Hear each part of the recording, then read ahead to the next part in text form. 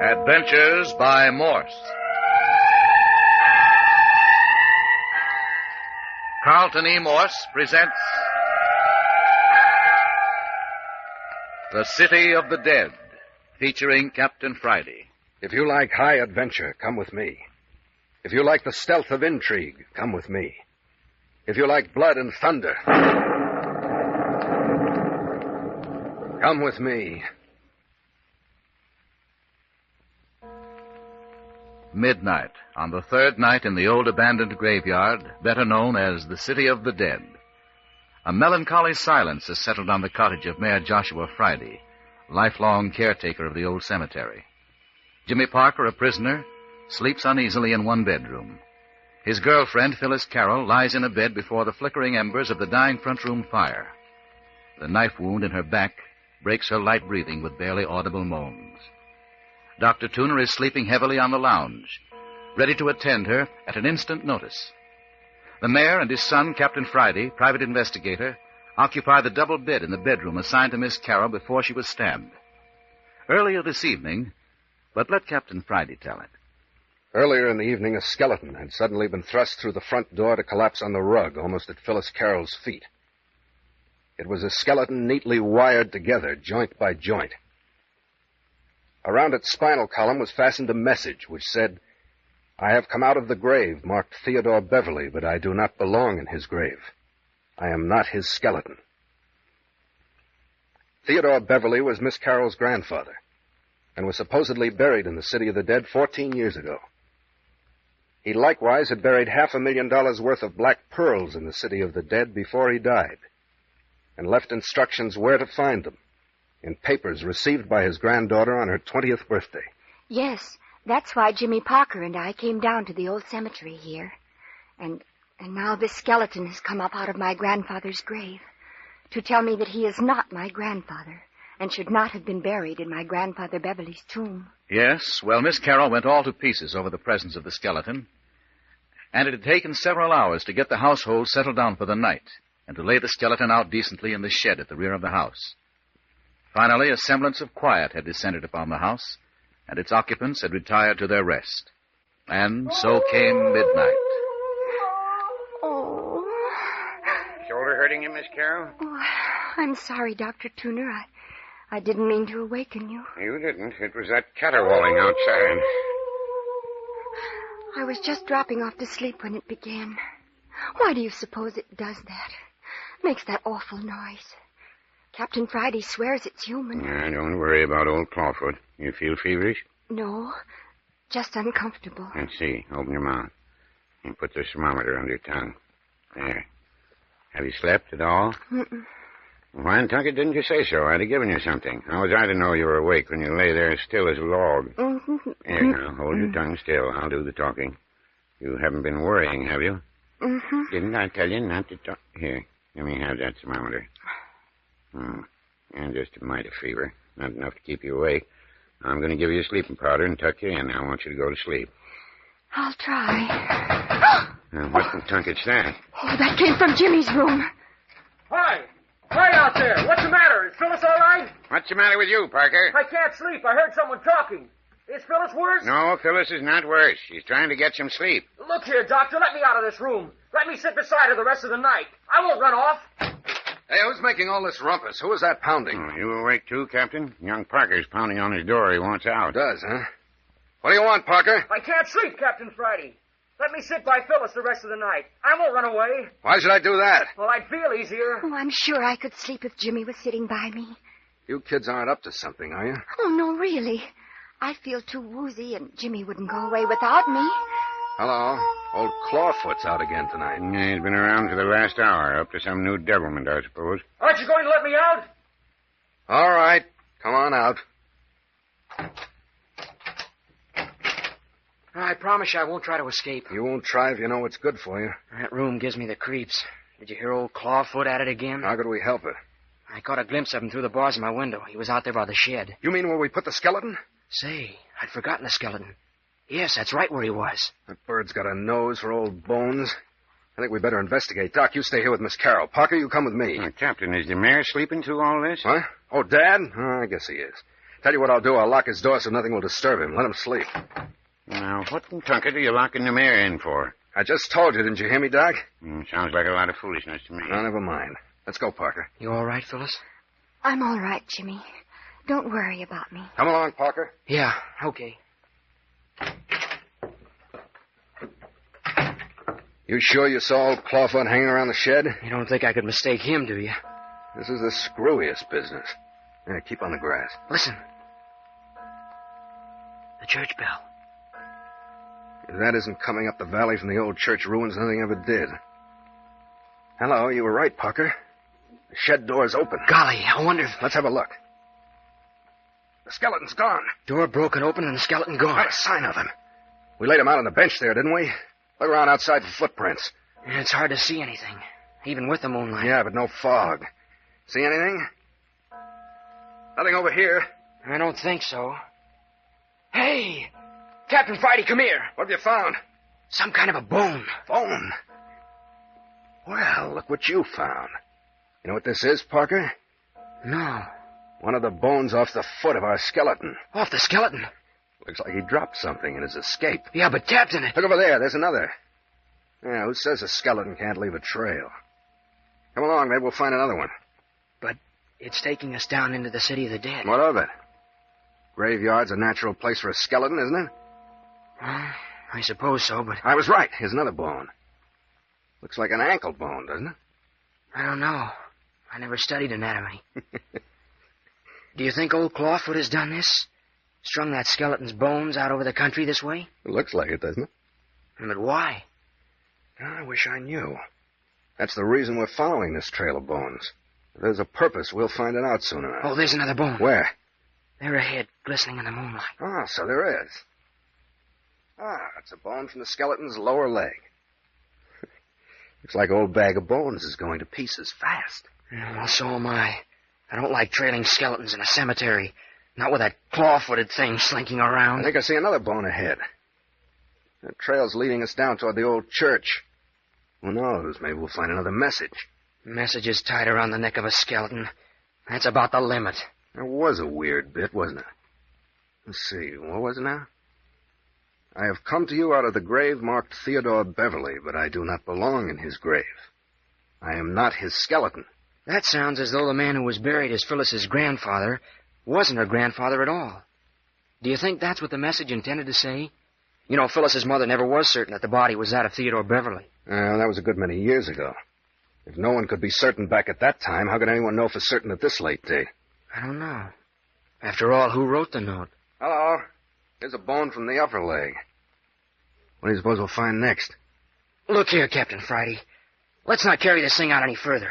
Let's go back to the house and wait till morning. I should say not. But you don't know what kind of a trap you're running us into. Trap? Yes, trap. Listen.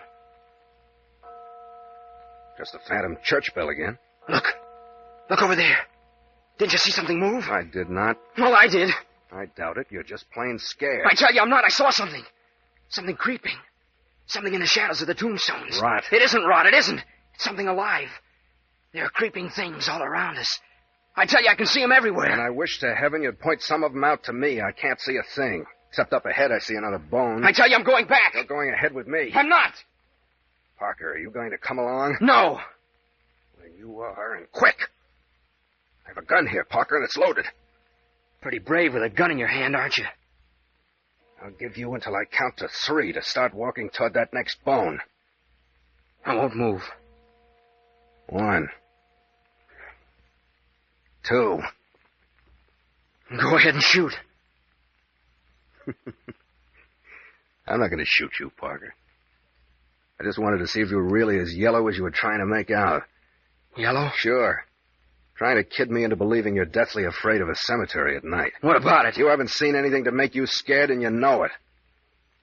And you wouldn't be as scared as you pretended, even if you did see all those creeping horrors you were babbling about. Creeping horrors. Pretty smart, aren't you?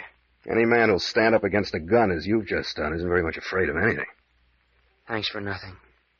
So, as I've got it figured out, there's some very definite reason why you don't want us to go any further. Go ahead and figure all you like. I'm all through figuring tonight, fella. I know now why you balked on me. How do you know? Because I have the same suspicion as you where this trail of bones is leading us. I don't know what you're talking about. Oh, yes, you do.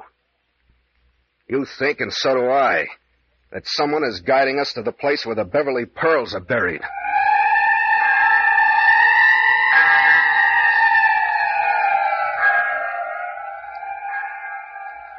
What is this trail of bones? This search for a king's ransom in pearls? What are these messages from the grave? If the skeleton in the grave of Miss Carroll's grandfather is not her grandfather, then who is it? And where is Grandfather Beverly, supposedly for so long at his rest? And why... But more in just a moment.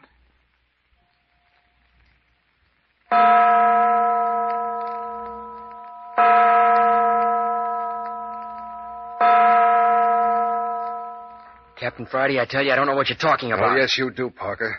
You think, and so do I, that someone is guiding us to the place where the Beverly pearls are buried. No, nothing of that kind. It's not true. Oh, yes, it is. Now then, are you going to come along with me to find out, or do you want me to go on alone? I wasn't thinking about the black pearls. Deuce you weren't. Look here, Parker, there's no use trying to kid me. I can read a man's face, and I know exactly what's been passing through your mind. Now, if you like, I'll take you back to the house and lock you in and then return alone. I'll go along with you. I thought you would. Oh, I wish that bell would stop that. Forget about it. Look, here's another little heap of foot bones. Skeleton's lost his second foot now. And right up there ahead is... No, it's his ankle bone. Well, I'll certainly know bone structure of the human body by the time I get out of this place. Too bad you're not studying medicine over at the University of California. Look at the starch you'd have on most of the fellas. No, thank you. And I'm not growing up to be a grave digger either. Well, here's the bone of the lower left leg. We're getting well down into the city of the dead, do you realize that? We must have come a mile. If it was just a little lighter, we'd be able to see the outline of the old church. I wish I knew who threw that knife that stabbed Phyllis. A number of things I'd like to know. For instance, I'd give a half share in the Rockefeller Foundation to know how come Lammy Fink was scared to death. And who burned down Lammy's shack. And who it was that tried to get into your room and was murdered by old Clawfoot. And who Clawfoot is. And who filled up Ernie Morton's grave. And who tried to shoot Dad down in the old church. And what your father does every night when he slips out of the house after everyone else is asleep. There's another bone that makes both feet and legs of our skeleton. We ought to gain on him fast now that he's left his lower extremities behind. Look, there's a little pile of bones over to the left. Oh, so there is. If I'm not mistaken, those are the bones of his fingers and right hand. And I'd still like to know what the mayor does when he slips out. You'll be just as well off, Parker, if you don't wonder too much. Come on. Well, we'd probably find out a lot about this mystery if we did know. I'll tend to that end of the matter. Well, there's the bones of the left hand in a nice little pile. Wonder what's become of old Clawfoot himself. Certainly made himself absent since we come out of the house. He's a little like the pink flea. Here one moment and where the next. Well, anyway, your father won't be out tonight, seeing you locked him in before we left. Let the mayor alone. Hmm. We must be getting near the end of the trail. There's the two forearms of our skeleton together. Look here, Captain Friday. What do you really expect to find at the end of this trail? I don't know. But I wouldn't be surprised if it were the pearls. Though why in the deuce anyone would want to give the secret away, I don't know. No one knows where the pearls are hidden but Phyllis and myself. Well, if you knew, why didn't you dig them up the first night, the night you were taken prisoners by the mayor and Doc Tooner? Well... You certainly did some digging. The blisters on your hands show that. Oh, I dug all right. Well, did you find anything? I guess I miscalculated in the dark.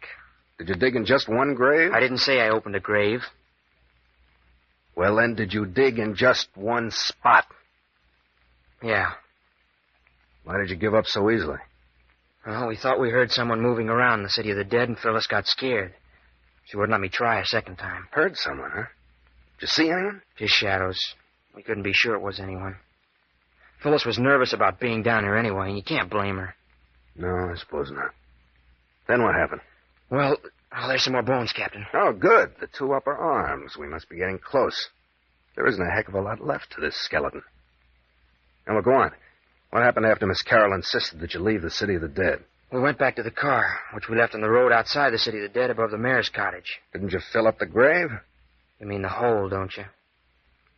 Yes. Didn't you fill up the hole you dug? No. We left in kind of a hurry. Then my cue is to look for the excavation. A lot of good it'll do you. Why do you say that? Because I've seen the spot since, and it's been filled up. It has. You certain? Yeah, I know it has. When did you have the opportunity of investigating? You've been locked up since that night. And I saw the place the day you took me down into the city of the dead and discovered that Ernie Morton's grave had been opened. Oh, so that's it. Look. Look there. Well, ain't that something?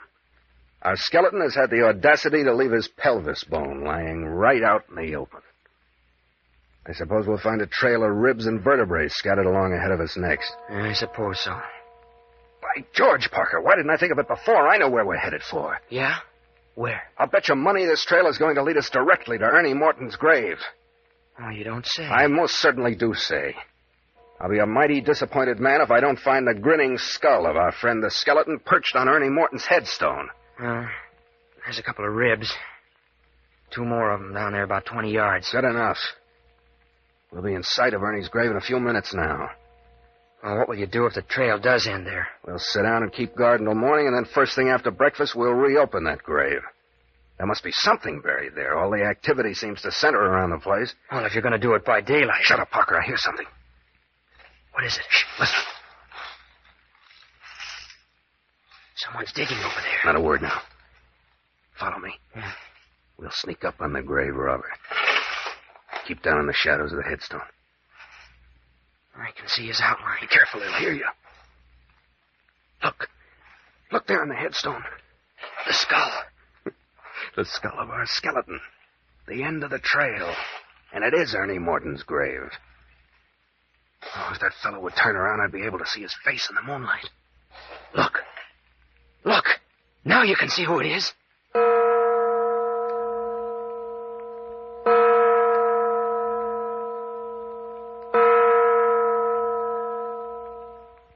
Dr. Tuner, why are Jimmy and Captain Friday staying out there so long? Do you think anything's happened? No, you don't need to worry about them. Captain Friday can take care of himself, and young Parker. But they were just going out to examine the shed, and they've been gone almost an hour. And then you just settle down there and go to sleep. Hasn't that powder I gave you made you drowsy? Yes, but I keep thinking... Oh, he's right outside. Well, I don't reckon it matters much if he is. Oh, but why don't Jimmy and Captain Friday drive him away? You can't tell. Maybe they're trying to trail old Clawfoot, and he gave him the slip and came back to the house. Oh, but what does he want here? Why does he keep hanging around the house? Well, you're not afraid with me here, are you, Miss Carroll? No, but I wish Jimmy was back in the house. Yeah, I reckon you're safe enough. And then there's the mayor sleeping right in the next room. No goodness knows how he can sleep with all this ruckus. But his door's locked. He wouldn't be any good to us if anything should happen. Well, we could break the lock easy enough. It's tolerably old. But there isn't any need, young lady. Oh, I am afraid, Dr. Tuner. Maybe Jimmy and Captain Friday were lured away from the house on purpose. Crickety, I never thought of that. Say, maybe I'd better wake up the mayor. Then if he says so, I'll bust the lock. Captain had no business locking the door in the first place. Oh, I wish you would. Oh, listen to him. Look. What in t- Look at the window. Look at the window. Where? I don't see it. He was there. He was there at the window staring in at me. Who, old Clawfoot? Yes. Oh, it was horrible. Getting mighty brave. I'm going to rouse the mayor. Mayor! Hi, Mayor! Mayor Friday! Oh, hurry. I can hear that thing prowling around outside the house. He's sleeping dang heavy, even for the mayor.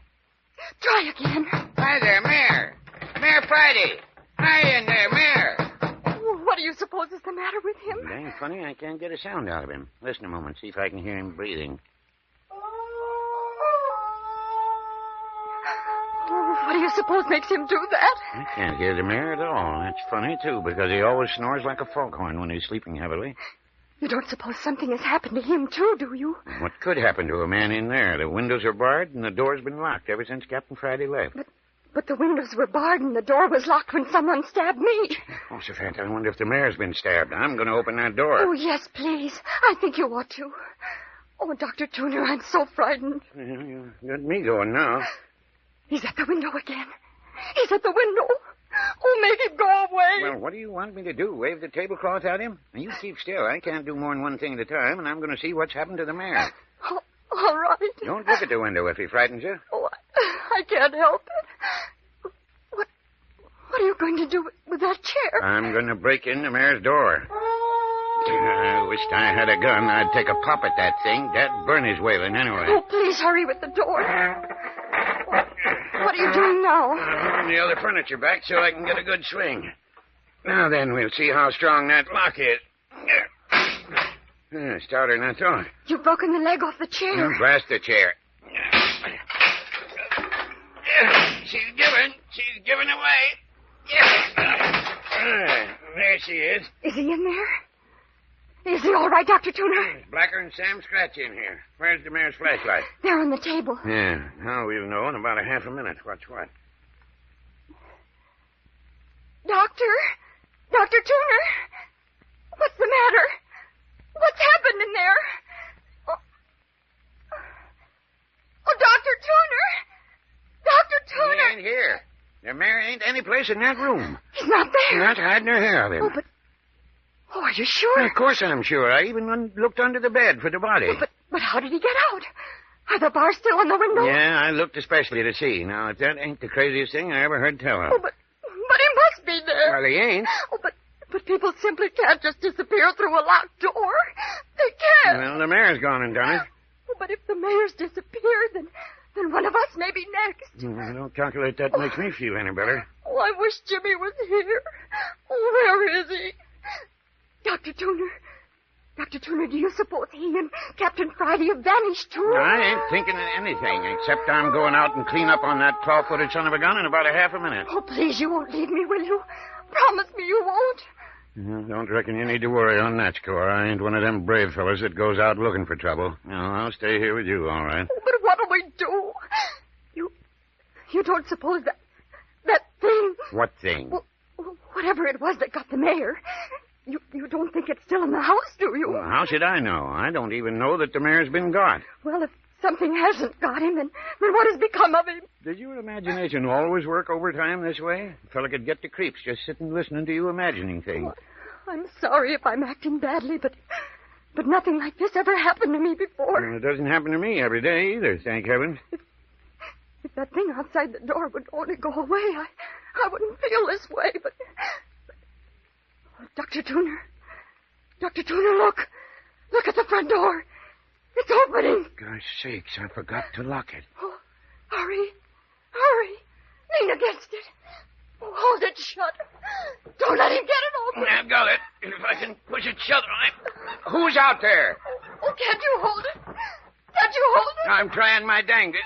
Whoever's on the other side of that door is as strong as an ox. Oh, it's the claw-footed phantom.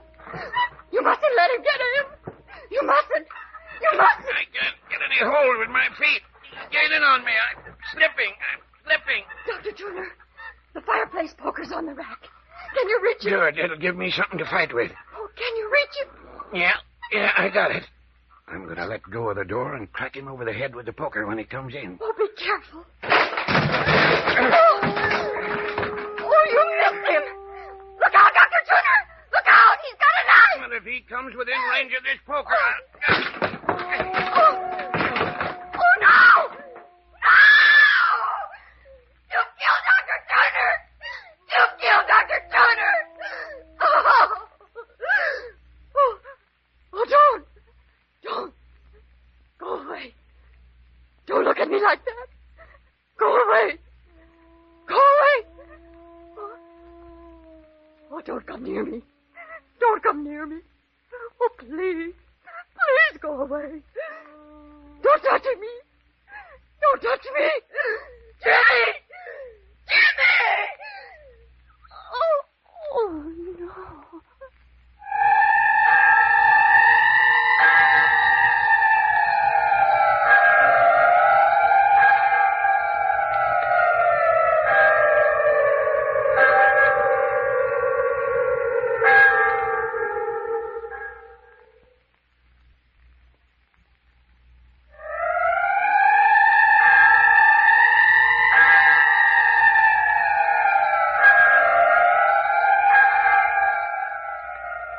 The terror of old Clawfoot has descended on the old caretaker's cottage. What of the girl's peril? alone in the presence of the wailing phantom? What of the ghoul caught digging in Ernie Morton's grave? What of the skeleton that walks, the phantom church bell, the buried treasure of black pearls? Listen at this same hour next week when we bring you Chapter 7 of the Carlton E. Morse adventure drama, City of the Dead. Listen to Chapter 7, entitled Captain Friday Vanishes.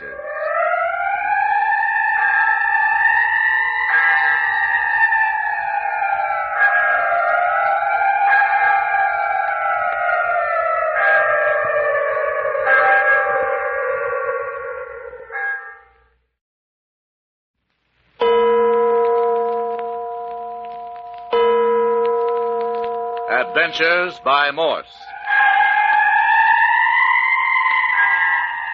Carlton E. Morse presents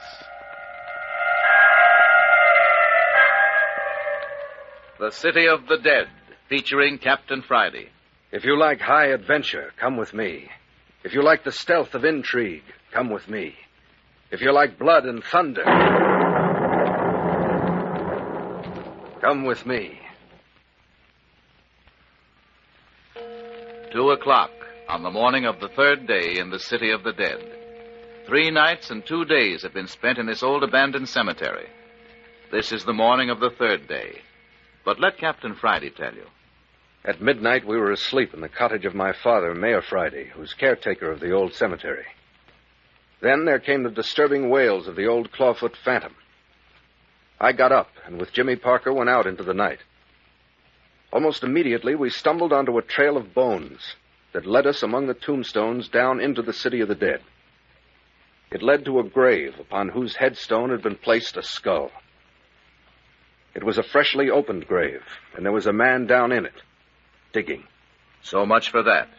In the meantime, Dr. Tooner had been left at the cottage with Phyllis Carroll, kept abed by her knife wound.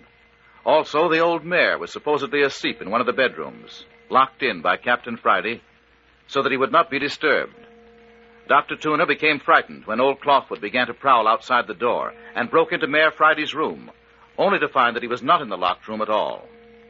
And then the Clawfoot creature took measure in his own hands.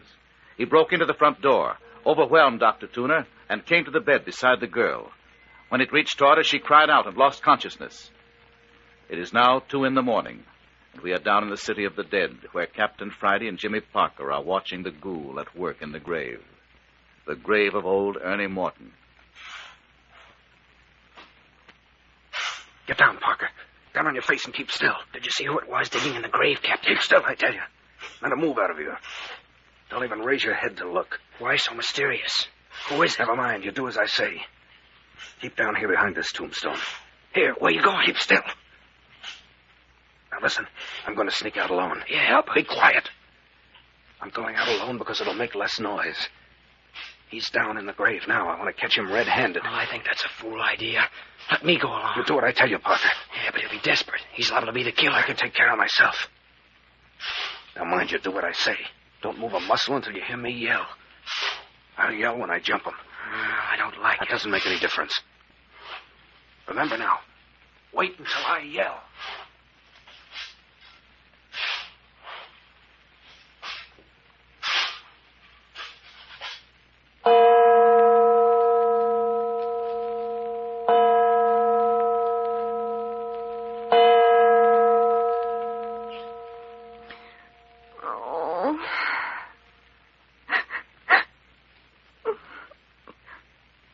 Jimmy. Jimmy. Where are you? Where are you? Oh, my shoulder.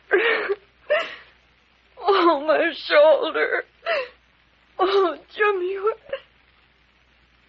What? Where am I? What's happened to me?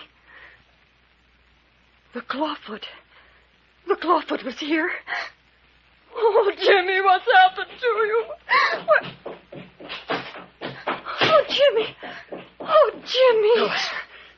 Why, Phyllis, what's happened? What's been going on here? Where have you been? Why have you been gone so long? Why are you so white?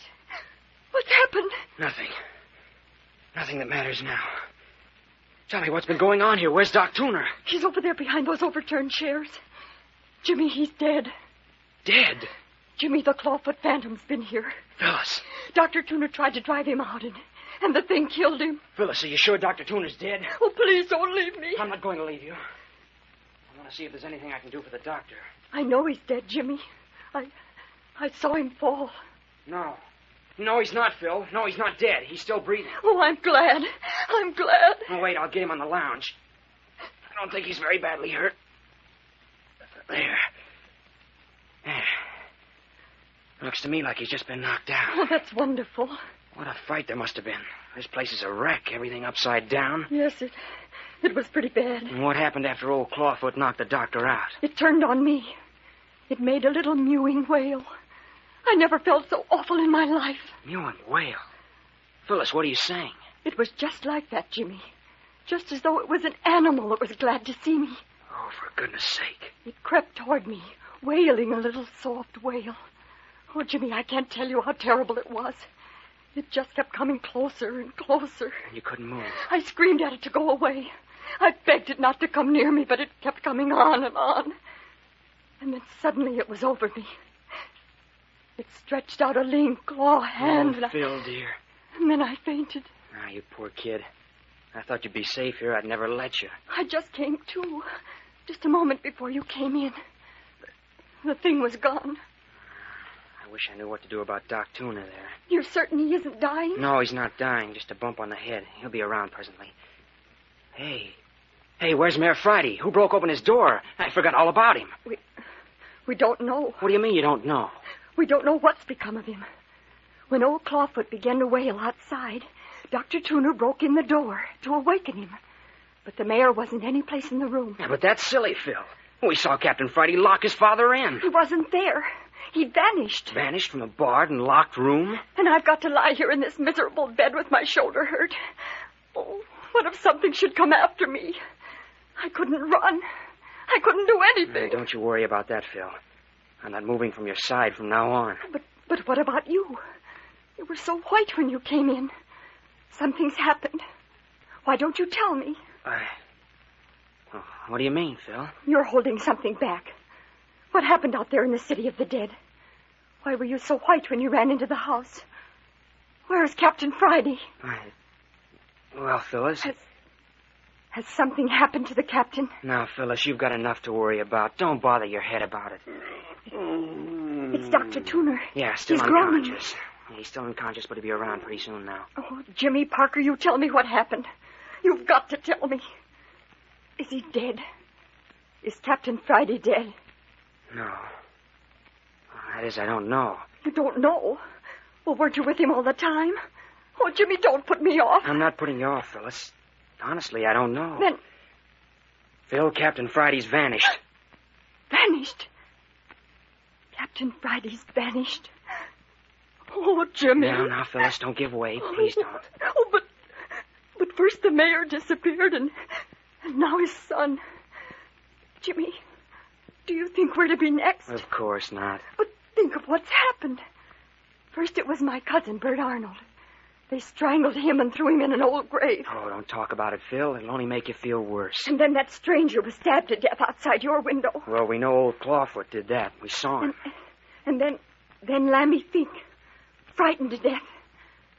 What is there in the world that could frighten a person to death? Well, that old caretaker was always scared of a cemetery at night, you know that. But what a horrible way to die. I've heard that a person's heart sometimes bursts wide open with fear. Did you ever hear of that, Jimmy? No, of course not. Stop it now, Phil. You're frightening yourself sick with this kind of talk. And then Mayor Friday vanished from a barred room. Oh, Phil, I tell you... And now Captain Friday. Tell me, Jimmy, how did Captain Friday disappear? How did it happen? Oh, listen here, Phil. Wait until morning, won't you? Wait until daylight and I'll tell you all about it. It'll only be a few hours now. No, I want to hear now. But Phyllis, it's not a nice story. Tell me now. Well, I left the house and went to the shed where we laid out the skeleton. The skeleton with the message tied to it, saying it wasn't my grandfather? Oh, Phil, I wish you wouldn't. Go on, Jimmy. Well, the skeleton was gone. Gone? The skeleton, too. The mayor The captain and now the skeleton. Yes, the skeleton was gone. We were looking about outside the shed when I ran across the bones of its foot. Its foot? Yes. Just a little further down into the city of the dead, and Captain Friday found its ankle bone. What? Well, that's strange. What did that mean? We didn't know at first. But presently we found leg bones and most of the rest of the skeleton scattered out ahead of us. It was a trail of bones, Phyllis. A trail of bones? Yes, a trail of bones leading us down into the city of the dead. Leading us down to a grave. Any particular grave? The grave of Ernie Morton. Ernie Morton? The grave we opened in search of the Black Pearl. Oh, Jimmy. The grave in which the strangled body of your cousin Bert Arnold was found. Oh, what does it mean? What is it? And Phil, when we got down into the city of the dead, there perched on the headstone of Ernie Morton's grave was the grinning skull of our skeleton. And that isn't all. Yes? Phyllis, there was someone digging in that grave again. Jimmy. Yes, someone digging. Digging. He didn't see us. We threw ourselves down in the shadow of a tombstone. It was brilliant moonlight. Who was it? I couldn't tell. I don't know. Captain Friday made me lie flat. I couldn't see a thing. All I could hear was the shoveling. Shoveling of the ghoul in Ernie Morton's grave. Then what happened? Captain Friday was peering around the edge of the tombstone. Suddenly he called my name and dropped back to the ground. You saw who it was? That's what I thought, but if he did, he wouldn't tell me. He said he was going out after the fellow and that I was to lie still until he yelled. He said he would yell when he leaped into the grave on the man, and that was my signal to come to his aid. Why didn't you go with him? Well, I wanted to, but he wouldn't let me. He wouldn't even let me raise my head to watch him while he sneaked up on the grave. Why? I don't know. Then he slipped out, and I waited. I waited. Pretty soon I heard the shoveling stop. I got ready to jump to my feet. I expected the captain to yell any second, but there wasn't any yell. I waited a few seconds longer, and then I raised myself and looked over the top of the gravestone. Yes, Jimmy? Phyllis, there wasn't a sign of anyone any place around. Jimmy! It's as true as anything I ever said in my life. Captain Friday had vanished. The gravedigger had vanished. Even the shovel had gone. I rushed to the edge of the half-uncovered grave and looked everywhere. There was nothing. Oh, Jimmy, I couldn't have done that. I stood there in the moonlight at the edge of the grave, petrified for a moment. Then I yelled until my lungs hurt. And all I got for my trouble was a lot of echoes. Echoes coming up from the ruins of the old church. Echoes and the faint sounding of that phantom church bell. I couldn't have stood it. Then I got sick, and I got away from the edge of the grave and started to run. It's more than a mile, but I ran the whole way back here to the cottage without stopping. No wonder you were white and out of breath. And when I came in the door and found everything so upset and you so frightened, it brought me to my senses. I think the doctor's coming too, Phyllis. Get a pan of cold water, Jimmy. Bathe his head. Yeah, okay. Watch him, Phil. If he starts to move around, yell. I don't want him to fall off the lounge. He's all right. Only hurry. Coming. Now we'll fix him up. Poor old guy. Yeah, this cold water will help that head. You know, Phil, this is pretty rough treatment for a man as old as Doc Tooner. It's pretty rough treatment on any of us. And, Jimmy, just as sure as anything in this world, this is building up to something. Yeah. I suppose everything has a payoff. I just hope that payoff won't end up in a funeral parlor. That's all I hope.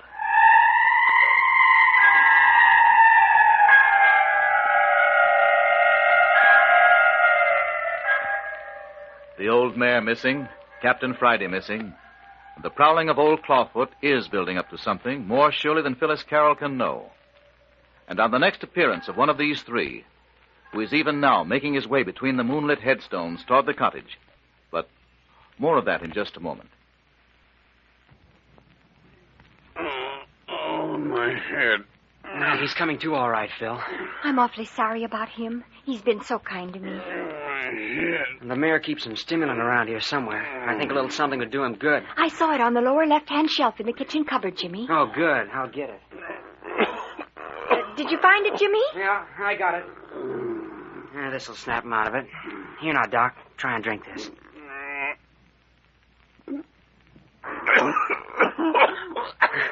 That's put color in his face. He's opening his eyes, Phil. Hello, Doc. Feeling pretty bad? What is it? What's the matter? Just a little bump on the head, Doctor. You'll be all right in a minute. Bump on the head? How did I get a bump on the head? Oh, don't remember, huh? Old Clawfoot slugged you. Clawfoot. Clawfoot, I remember. He was after Miss Carroll. Did he get her? Did he get her? I'm all right, Dr. Tuner. Honest, I am. Don't you worry about me a bit. Oh, I shouldn't have let that thing get the best of me. I guess I ain't as young as I used to be. Well, don't you worry about that. You put up a good fight. Phyllis told me all about it. I'm still a good fighting man, Parker. I'd have brained that thing with the poker if my foot hadn't slipped. That's what was the matter. My foot slipped. Yeah, of course, Dr. Tuner. That's the way it happened. Now, you just lay back and rest a while. See, Parker. Well? You know, I'm feeling kind of dejected like. I think I could do with another spoonful out of that bottle. Oh, that's right, sir. I'll bet you could. Just a minute, I'll fix it for you. Here you are. Oh, thanks, Parker. Yeah, that's all right. Now, you just lie still for a bit until you feel stronger. Jimmy, could I have a drink of water? Oh, sure thing. Now, I'll have it for you in a jiffy.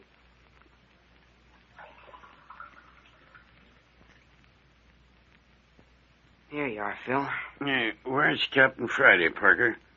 He hasn't come in yet. What's he doing out meandering around the city of the dead this time of night? Oh, he'll be in when he gets ready. What gets me is what that old clawfoot critter wanted in here. I reckon he didn't come for Miss Carroll after all, seeing as he went away without hurting her none.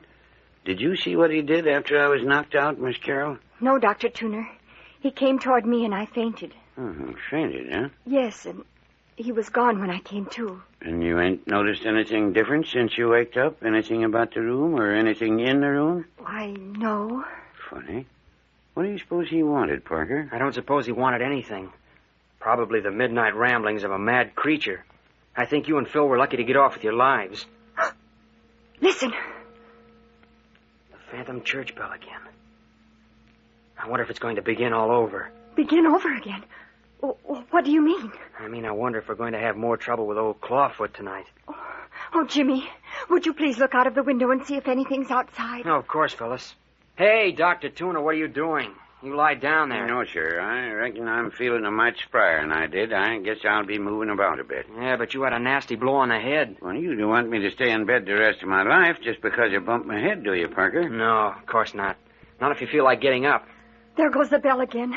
Oh, please look out of the window and see if that thing is around again. I don't suppose I'll be able to see much. Shh. Someone on the porch. Yeah, someone on the porch. Listen. Shh. He's coming up to the door. Is it bolted? Yes, I locked it. I don't want it to come in here. I couldn't stand seeing it again. Shh, Phil. Doc and I can take care of you. I wouldn't mind having a gun. Yeah, that's what I wished for on his last visit. Here. You take the leg of this broken chair. I'll handle the poker. Shh, shh. Hello! Who's there?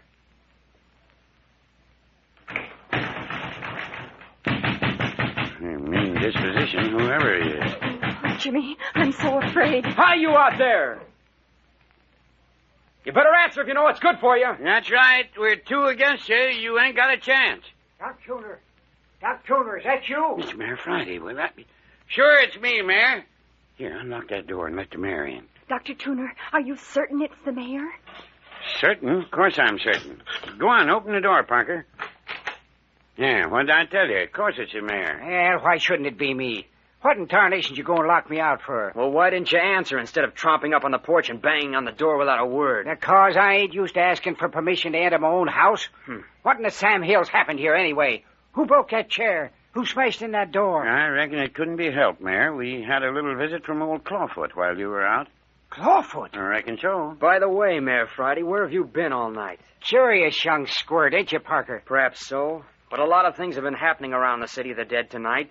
And I think you can throw light on a great deal of it. What's been happening? Well, to begin with, we all saw Captain Friday lock you in that room there before he and I went out into the city of the dead.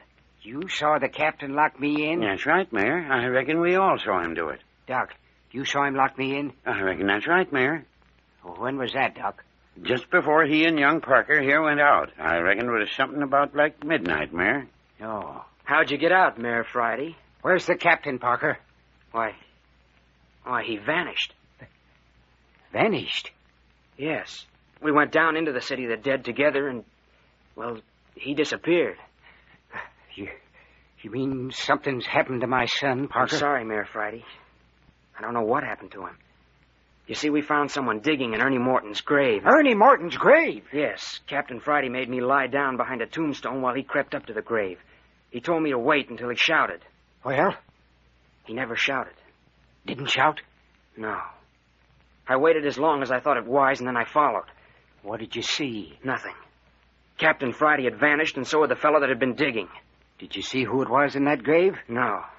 When I got to the edge of the grave, there was nothing but a partly filled hole. That's a likely story, young man. Well, it's true. Yeah, I reckon I know better than that. Well, what do you mean? Just what I say. It just happens that I came up through the city of the dead right by Ernie Morton's grave not half an hour ago, and that grave ain't been touched. Maybe, though, you filled up the grave before you came in. No, I left it just as it was. You say it's filled up now? Reckon it ain't been opened this night. Well, I tell you, it was open. And I tell you, Parker, if you killed my son, it's going to be the last sneaking thing you do. That's the most asinine statement I ever heard. Oh, another country heard from. Phyllis is right. It is asinine. Now, look here, Mayor. Are you certain Ernie Morton's grave hasn't been dug into? I'll take you down there if you can't take my word for it. No, if you say so, Mayor, it's so.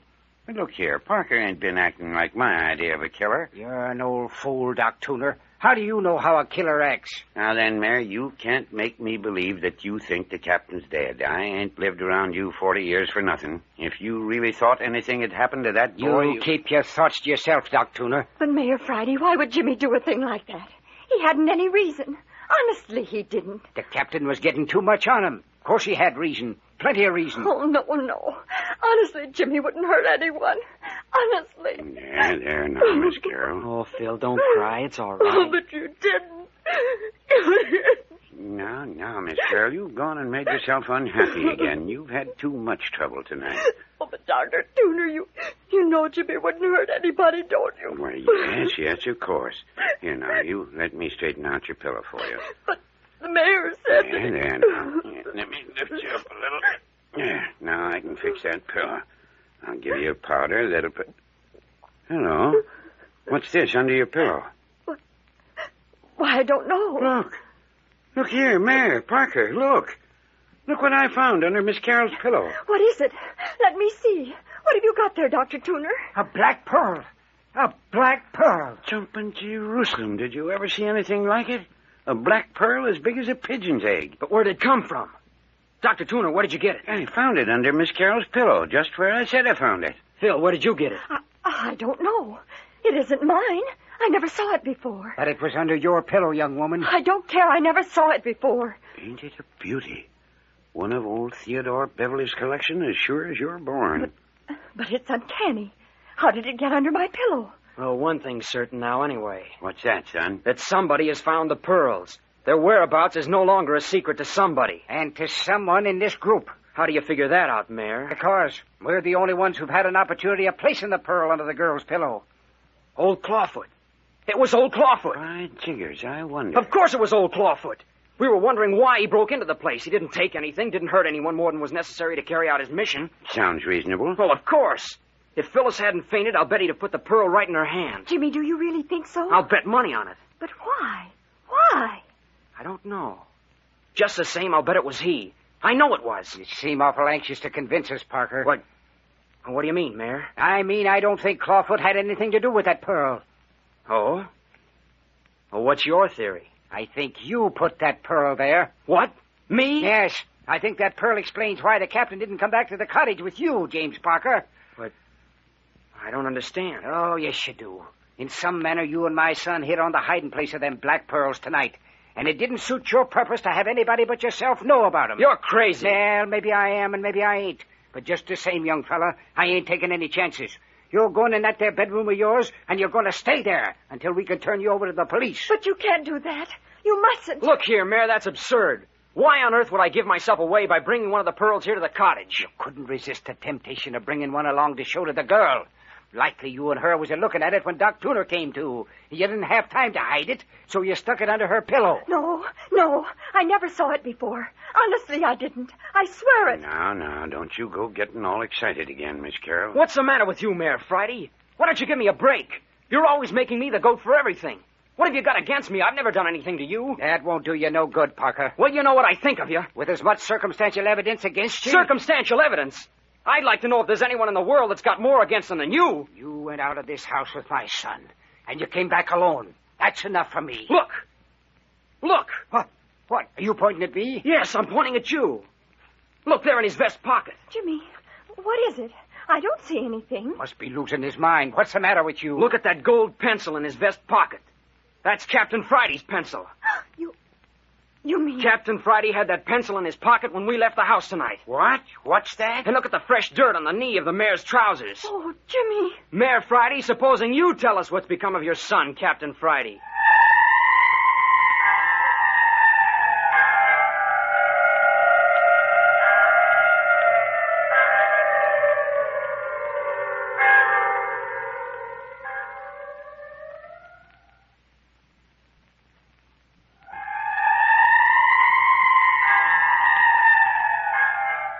There have been many clues pointing to old Mayor Friday of the City of the Dead all along. But now, had he finally hanged himself? And was it Clawfoot who left the Black Pearl for Phyllis? Not only these questions, but the whereabouts of Captain Friday will be brought to you next week when Carlton E. Morse presents Chapter 8 of The City of the Dead, entitled The Kidnapping of Clawfoot.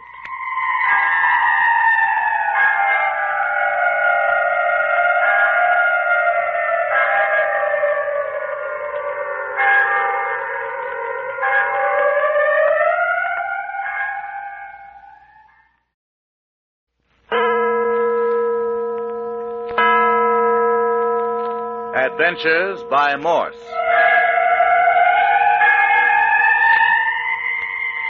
Carlton E. Morse presents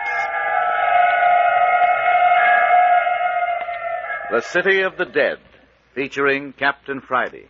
If you like high adventure, come with me. If you like the stealth of intrigue, come with me. If you like blood and thunder, come with me.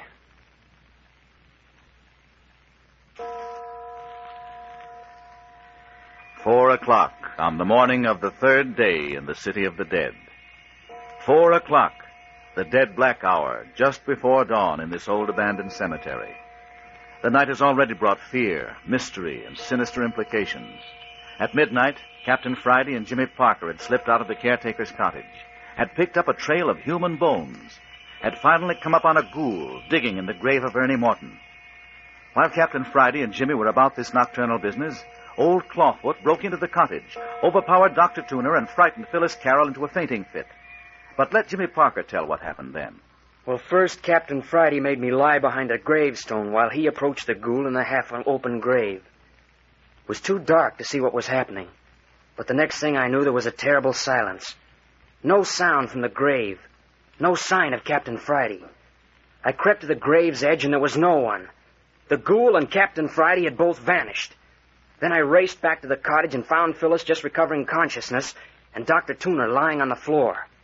Phyllis told me that old Clawfoot had broken into the cottage. I got her quieted and was just bringing Dr. Tuner around when old Mayor Friday came in. He accused me of doing away with his son, Captain Friday. And then suddenly I saw in his vest pocket a gold pencil. A pencil that his son had in his pocket when we left the cottage. His son's pencil in his pocket and fresh earth on the knees of his trousers. If anybody had done away with Captain Friday, it was his own father, and I said so right out in meeting. Why, you young whippersnapper. Now then, Mayor, now. What I tell you, Doc Tuner? Just a minute, Mayor, now. Just a minute till we sort of get this straight. Well, I've got this thing straight, all right. Now, Parker, you keep still till you're spoken to. Now, let me sort of sum up this thing and see if we can't find out what's the matter here. Well, if any young squirt thinks he can accuse me of murder, he... Well, you started it. Quit it. You're both on edge and saying things you don't mean. As far as I'm concerned, neither of you is a murderer. We don't even know if Captain Friday's dead. Well, he disappeared in a mighty queer way. Now, wait a minute. Before we go a mite further, we're going to have a pot of black coffee. It's 4:00 and mighty black and miserable outside. Mayor, you go make the coffee. And Parker, you stir up the fire. It's getting a mite cold, 'pears like. I'm going to fix Miss Carroll here so she'll rest easier. What is all this foolishness? You go along now, Mayor Friday, and do what I tell you. Well, you keep an eye on Parker. Now, I'll take care of Parker. You go make the coffee. And Parker, you do what I tell you. Go rake up the coals and put fresh wood on the fire. Well, All right, but... No, never mind about anything now, Parker. You go do as I say. All right. But I think Mayor Friday's got a guilty conscience. Well, now, ain't this a mess, Miss Carroll? Oh, I'm so mixed up, Dr. Tuner. I don't know what it's all about anymore. It is getting kind of complicated, ain't it? But you'll see. It'll come out all right.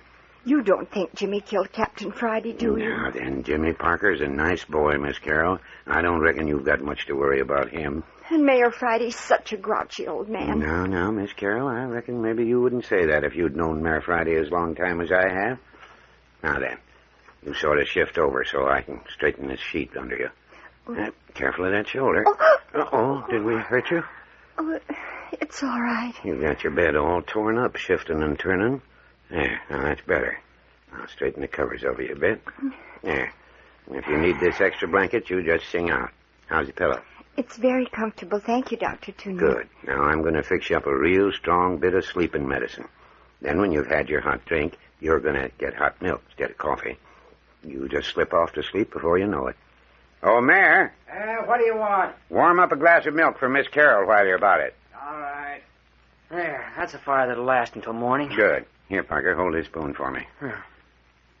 There, now I'll take it. Bring that glass of water from the table, will you? Now, Miss Carroll, you just swallow this spoonful of mixture and then take a drink of water. Is it very bad? I'm not very good at taking medicine. Oh, I don't reckon you'll even taste it. Here you go now. Jimmy, give me that water quick. Here, Phil. Not so bad, was it, Miss Carroll? Well, I've taken things I liked a lot better. Here's the coffee and the hot milk. All right, Miss Carroll. Now you sip this glass of milk while we're drinking our coffee. Now, let's stop this monkey business and get back to important matters. Now, Mayor, I was just thinking that none of us ain't quite so belligerent as we were a few minutes ago. Well... So I thought I'd sort of act as pacifier and sum up everything. Is that all right with the rest of you? Yeah, all right with me. Go ahead, Doc. Now, this is the thing as I see it. Captain Friday and Parker went out of the cottage when they heard old Clawfoot monkeying around. Before he went out, the captain locked you in the bedroom, Mayor. Said he didn't want to awaken you. Then he and Parker went out to the shed in back where they'd laid out that skeleton. And lo and behold, the skeleton was gone. But the skeleton had come apart and left a trail of bones. Captain Friday and Parker here followed this trail and found that it led down to Ernie Morton's grave. Well, get along, Doc. We all know about that. Well, I reckon I'll have to tell this my own way, Mayor. Now then, when they got down to the grave, blamed if there wasn't someone digging in it. That's what Parker says. Yes. So he and the captain dropped down behind a tombstone, and then Captain Friday insisted on creeping out to the grave alone. Well, Parker waited, and when he didn't hear any sound, he peeked out, and there wasn't a soul anyplace. That right, Parker? Yeah. Sounds dad-burned funny to me. Now, never mind, Mayor. Well, back up here at the cottage, me and Miss Carroll were having our own trouble. Old Clawfoot broke in, clumped me over the head, and Miss Carroll fainted. But I'm getting a little ahead of my story. We got scared when we heard old Clawfoot, and I broke into your bedroom door, and there wasn't hiding her hair of you. We're still wondering, Mayor, how you got out of that room with the door locked and the windows barred the way they are.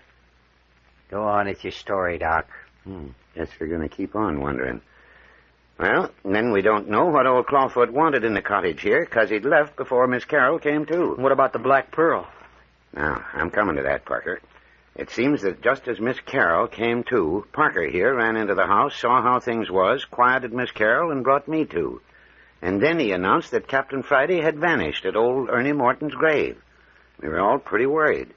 Mayor Friday had vanished, and so had his son. And then who should walk in on us but the mayor himself? Ain't you never coming to the point, I'm Doc? getting there, Mayor. I'm getting there. The thing is, you accuse Parker of doing away with your son. Then right on that, I happened to reach under Miss Carroll's pillow to sort of straighten it out for her, and what do I pull out but one of the black pearls? One of the Theodore Beverly black pearls, supposed to be buried somewhere in the city of the dead. Old Clawfoot left it, I tell you. Well, Parker here claims that Clawfoot left the pearl when he raided the place. Mayor Friday thinks that his son and Parker discovered the hiding place of the pearls, and Parker killed Captain Friday so he could have the loot for himself. The mayor thinks that after doing away with the captain, Parker brought one of the pearls here to show Miss Carroll, and then hid it under her pillow. Parker denies this, and so does Miss Carroll. Don't you, Miss Carroll? You know, the sleeping mixture's worked. He's gone off like a lamb. Oh, that's good. She needs the rest. Poor little Phyllis. Well, to go on with our story, suddenly Parker here lets out a yell and says he reckons the mayor himself knows what became of Captain Friday. He points to a gold pencil in the mayor's vest pocket, and he says it belonged to Captain Friday. He had it with him when they went out of the house together earlier this evening. Likewise, he points out that the mayor has fresh earth on the knees of his trousers. Now, that's how things stack up to this point. Is that right? That's right. Well, what do you got to say to Parker's accusations, Mayor? Nothing. Except that the boy is a lunatic. Now, Mayor, ain't you going to explain how you came by your son's pencil? It is the captain's pencil, ain't it? Yes, I reckon. Well, ain't you going to tell us how you got it, Mayor? Don't mind. Parker's simply mistaken. My son loaned me the pencil this morning, and I forgot to return it. That's all. You mean the captain didn't have the pencil when he went out this evening? That's what I'm saying, Doc. That's not the truth, and you know it's not. Are you calling me a liar, Parker? I'm sorry, but I reckon he's got a right to in this instance, Mayor. What do you mean, Doc? I mean, Mayor, that I was using that gold pencil myself just before we went to bed tonight. And I returned it to Captain Friday along about 10 o'clock. You couldn't have had it, Mayor. Yeah. Well, what about it, Mayor? Boy must have 2 gold pencils, then. I see. You still stick to your story, then? Of course. Why shouldn't I? It's the truth. Well, what about the earth on your trousers? I was down on my knees several times looking for tracks tonight. But that's freshly dug earth, Mayor Friday. Yeah, quite a detective, ain't you, Parker? And what about the black pearl, Dr. Tuner? You're not going to let Mayor Friday keep that. Doesn't belong to him. It's part of Phyllis's estate. Oh, I reckon the mayor will take good care of it, Parker. I'd rather have you keep it, Dr. Tuner. Don't be a fool, boy. The pearl's as safe with Mayor Friday as it is with me. Well, come on, Parker. There's been enough foolishness. What do you mean? You heard me say I was going to lock you up, didn't you? Yeah, but look here. Shh. Listen to that. The phantom church bell's ringing again, Mayor. What of it? I'm getting so used to it I don't pay no attention to it no more. Just the same, it's ringing, and I don't like it. Anyway, that don't affect you, Parker. Come on. Now, Mayor, be sort of reasonable. You leave me be, Doc. I know what I'm about. Well, where you going to put him, Mayor? Ain't many good lock-up places left in this house. Put him in his bedroom, of course. Don't reckon that'd help much, since the feller sawed the bars off his window the other night. Well, and I'll put him in the girls' room. Sorry, Mayor, but I busted in the door, as you can see. Well, what in tarnation will I do with him then? Now, look here, Mayor. Let the boy alone. He ain't going to run off while the girl's sick of bed here. I ain't so much afeard of his running away. Well, what is it, then? He's liable to treat the rest of us just as he done my son. Now, Mayor, you don't believe young Parker here killed the captain. You know you don't believe that. Listen. There's the clawfoot. Nasty brute. He drools and sucks his teeth all the while. I saw that much before he knocked me out. I wouldn't mind the whole business half so much if it wasn't for him. It makes my flesh creep. How was he dressed, Dr. Tuner? Did he still have on those flowing white robes? I reckon he had his robe on all right, Parker. And his bare, hairy shanks was sticking out below. There, huh? Did you notice his feet, Doc? Did you see if he did have claw feet? No, Mayor. I reckon I was too busy watching the knife in his hand to pay much attention to his feet. The bell.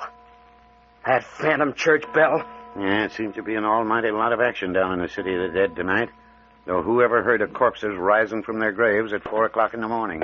Dark as the inside of a cow. Shh. Did you hear that? Hear what, Parker? I heard footsteps on the porch. Listen.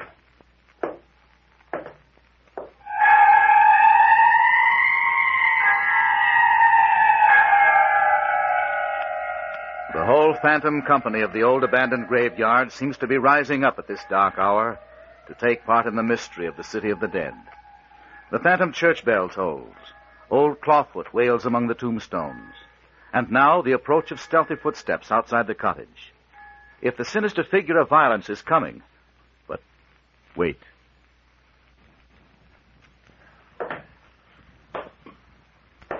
Do you hear it? Now, who in Tunket? Can't see a thing out the window. Darker and pitch black. Reckon it's Clawfoot, Mayor. How should I know? Not unless he's put on shoes. Listen. What's he doing anyway? Patrolling our front porch? Hey, you carrying a gun, Mayor? Yeah, I sure am, and I'm going to throw open the door. Now, be careful, Mayor. You got a light to your back. He's got you at a disadvantage. Put out the light. It won't do no good. The light from the fireplace is just as bad. Well, I'm going to chance it.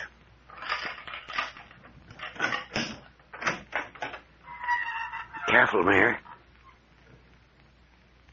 Ain't nothing out here, Doc. Well, it's just as well, Mayor. Come on back in and shut the door. Dang funny.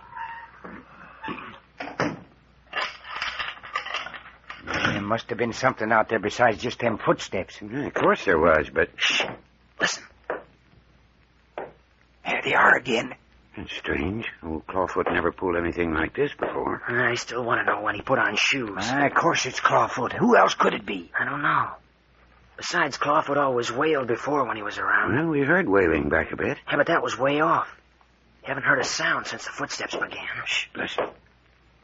I'm going to find out about this, Dod Rodham. Now, wait a minute, Mayor. I wouldn't go out there again. Of course I'm going out. Here, give me that flashlight. And if you're going out, Mayor, so am I. Well, come on. Nobody's keeping you. Just the same, I think we hadn't ought to go. Do as you like. I'm going.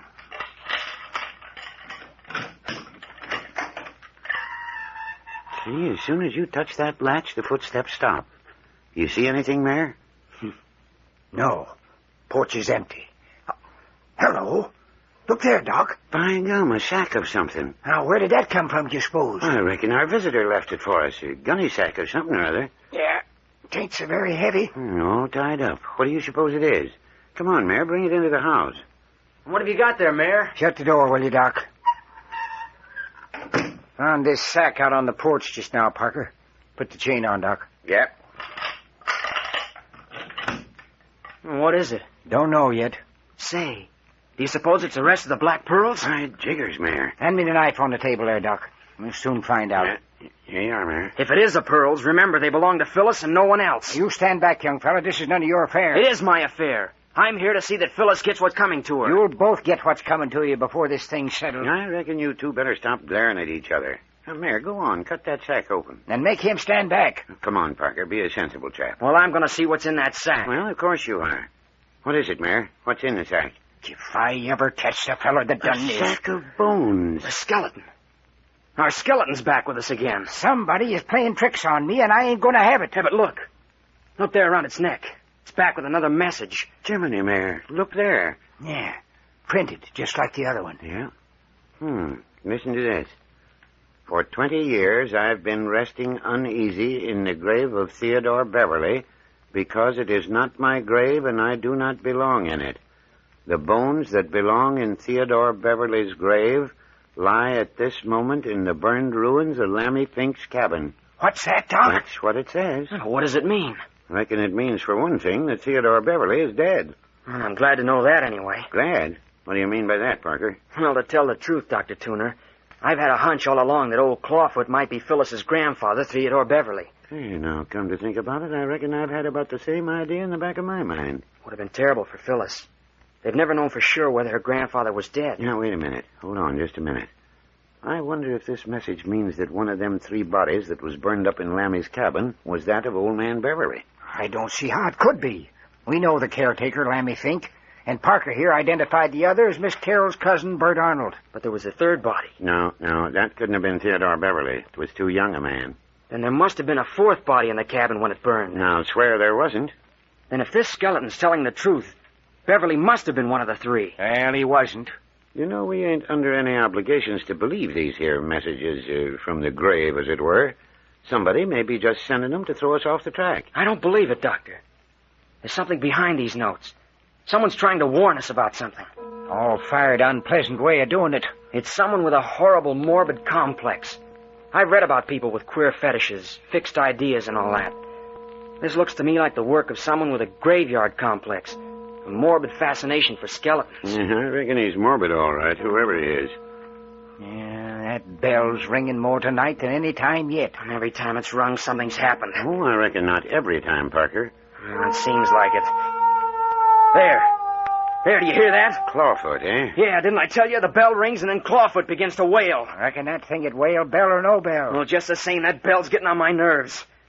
I wish it would hurry and get light. Not for another half hour yet. Shh. What's the matter, Dr. Tuner? I thought I heard something in your room, Parker. Listen. Oh, don't hear nothing, Doc. Reckon you was mistaken. Maybe so, Mayor, but I'm sure I heard something, though. But how could anyone get into my room? Well, somebody could climb in between those sawed-off bars on your window. What did it sound like, Doc? You remember I told you how Clawfoot sniveled and drooled? Yeah. Sounded just like that. Maybe Clawfoot is back in the house again. Listen. There's Clawfoot wailing outside. It can't be him. Yeah, likely it was my imagination. Yeah, I reckon it was, Doc. But just the same, I'm going to take a look in there. Well, I'll go along, just in case. Got the flashlight? Yes? Shall I come? I reckon two's enough. You stay with the girl. Well, are you coming? Yep. It's got the mare. It's got the mare. Parker, come here. I saw it. I saw it, Doc. Just as the mare opened the door, a hand reached out and jerked him into the bedroom. And it slammed the door right in my face and locked it. You're sure the door's locked? Yes, of course I am. Do something. Do something. We've got to save him if we can. Break down the door. That's it. That's it. Grab that chair. Stand back, Doc. Get away from the door. That's it. That's it. Harder, Parker. Here, let me do it. Stand back. I almost got it that time. It's giving. It's giving. Hit her lower down. There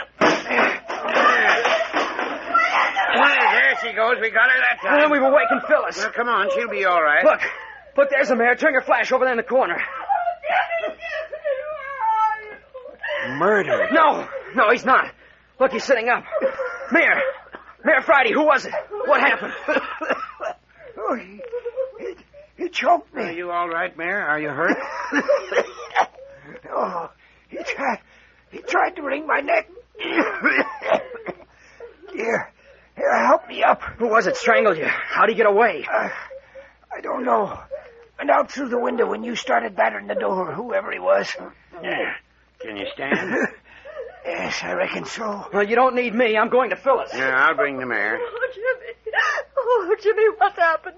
What's the matter now? Phyllis, you mustn't cry like that. I'm all right. Look, Phil, here I am. Oh, Jimmy, what was that noise? It wasn't anything, Phil. Really, it wasn't. But look, what's the matter with Mayor Friday? Why, he just slipped and hurt himself.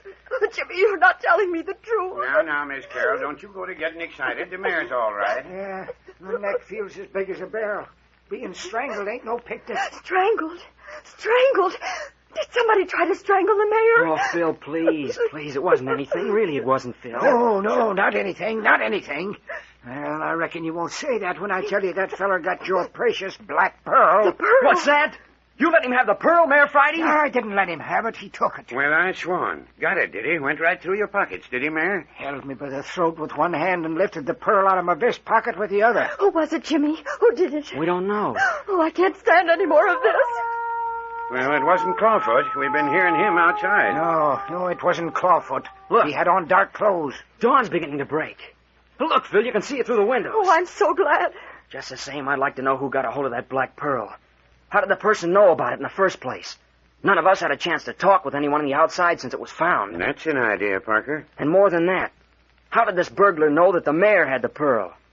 There's something mighty queer here. A lot of queer things, that's a fact. And another queer thing. In spite of the fact that Mayor Friday claims he was choked until his neck felt like a barrel and he could hardly breathe, have you noticed there wasn't a mark any place on his neck? Look here, Parker. I guess that's just about the limit. Now, Mayor. You're an old medical man, Doctor. I ask you, does the mayor's neck look as though he'd been choked? Look, you blasted young smart aleck. You keep on sticking that snoot of yours into other folks' business and watch what happens. You're afraid to let Doc examine your throat. You know as well as I do that you weren't choked. So does Dr. Tuner here. Now, don't include me in your fracases. Are you going to let Dr. Tuner examine you? Well, if it means so dad-burned much, yes. I'll let him look at my neck. Come on out in the kitchen, Doc. Why out in the kitchen? Let him examine it right here in front of me. Look here. Who you ordering around? Whose house is this? I guess we've just about got you cornered, Mayor. Nothing left to defend yourself with but a lot of hot air and bluster. No, but after all, Parker, both you and me saw that hand reach out and jerk the mare into the bedroom. We both saw that. Maybe there was a hand. Maybe there really was someone in the bedroom. But if there was, the fellow was a friend of the mayor's. Now, Parker, I wouldn't say that. Well, I would, and I say it again. Maybe you're in on it, Dr. Tuner, and maybe you're not. But whether you are or not, Mayor Friday knows what it's all about. Yes, that's right, Parker. I know a good many things. Too much for your own safety. Well, I've used my eyes, and I can tell you, Mayor Friday, I've picked up a few things of my own. When the showdown comes, I'm not going to be tongue-tied either. Oh, Jimmy, please don't quarrel. I'm so tired I can't even cry anymore. I just lie here and ache. Poor little Phil. This has been an awful night for you. Rub your hand over my head, Jimmy. My face is so hot. Of course I will. Oh, that feels so good. Your hands are cool, Jimmy. So nice and cool. There. Now try to relax. The church bell, Jimmy. Do you hear it? The phantom church bell. There, Phyllis. That medicine I gave her a while back is strong enough to put her to sleep again, Parker. I think she's drifting off. She's going back to sleep in spite of herself. Jimmy, dear. Yes, Phil? Jimmy, dear, will you please go to the window and see if it isn't almost light? I think I could go to sleep if it wasn't so dark. Of course, I'll go to the window. Should be getting light. The night is beginning to break up, Phil. It isn't near as dark as it was. I can see the shapes of trees down as far as the edge of the road. It's getting light. It's getting light. Now I can sleep. Oh, Jimmy, I'm so tired. Yes, in another 15 minutes, Dawn will be down here in the city of the dead. Shh, Parker. She's dropped off. She's gone back to sleep. My gosh, Doc! Clawfoot's right outside the house. Clawfoot? Yes, I see him moving among the trees, just his outline, but I couldn't miss him. Where? I don't see him. Watch over there by that big pine. See? Do you see him? Yes, I see him. See him there? Sure. My gosh, Doc. Look right behind him. Do you see it? Something's crawling after Clawfoot. Something's stalking Clawfoot. Watch, he's going to leap. It's a man. He's got Clawfoot. Look, he's handling him like a baby. Can you see who it is? No, it's too dark. Look, he's got him gagged. He's picking him up on his arms. He's kidnapping Clawfoot.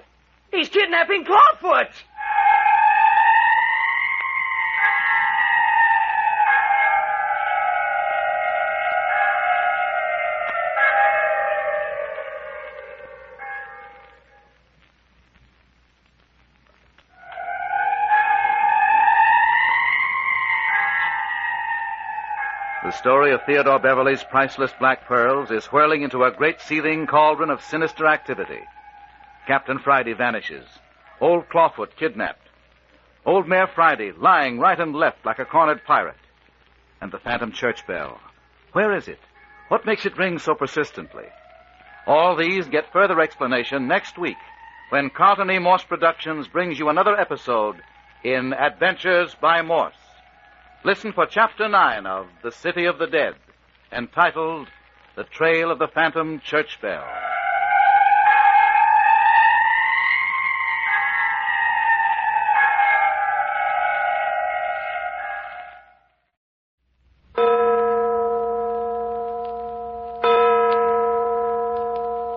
Adventures by Morse. Carlton E. Morse presents The City of the Dead, featuring Captain Friday. If you like high adventure, come with me. If you like the stealth of intrigue, come with me. If you like blood and thunder, come with me.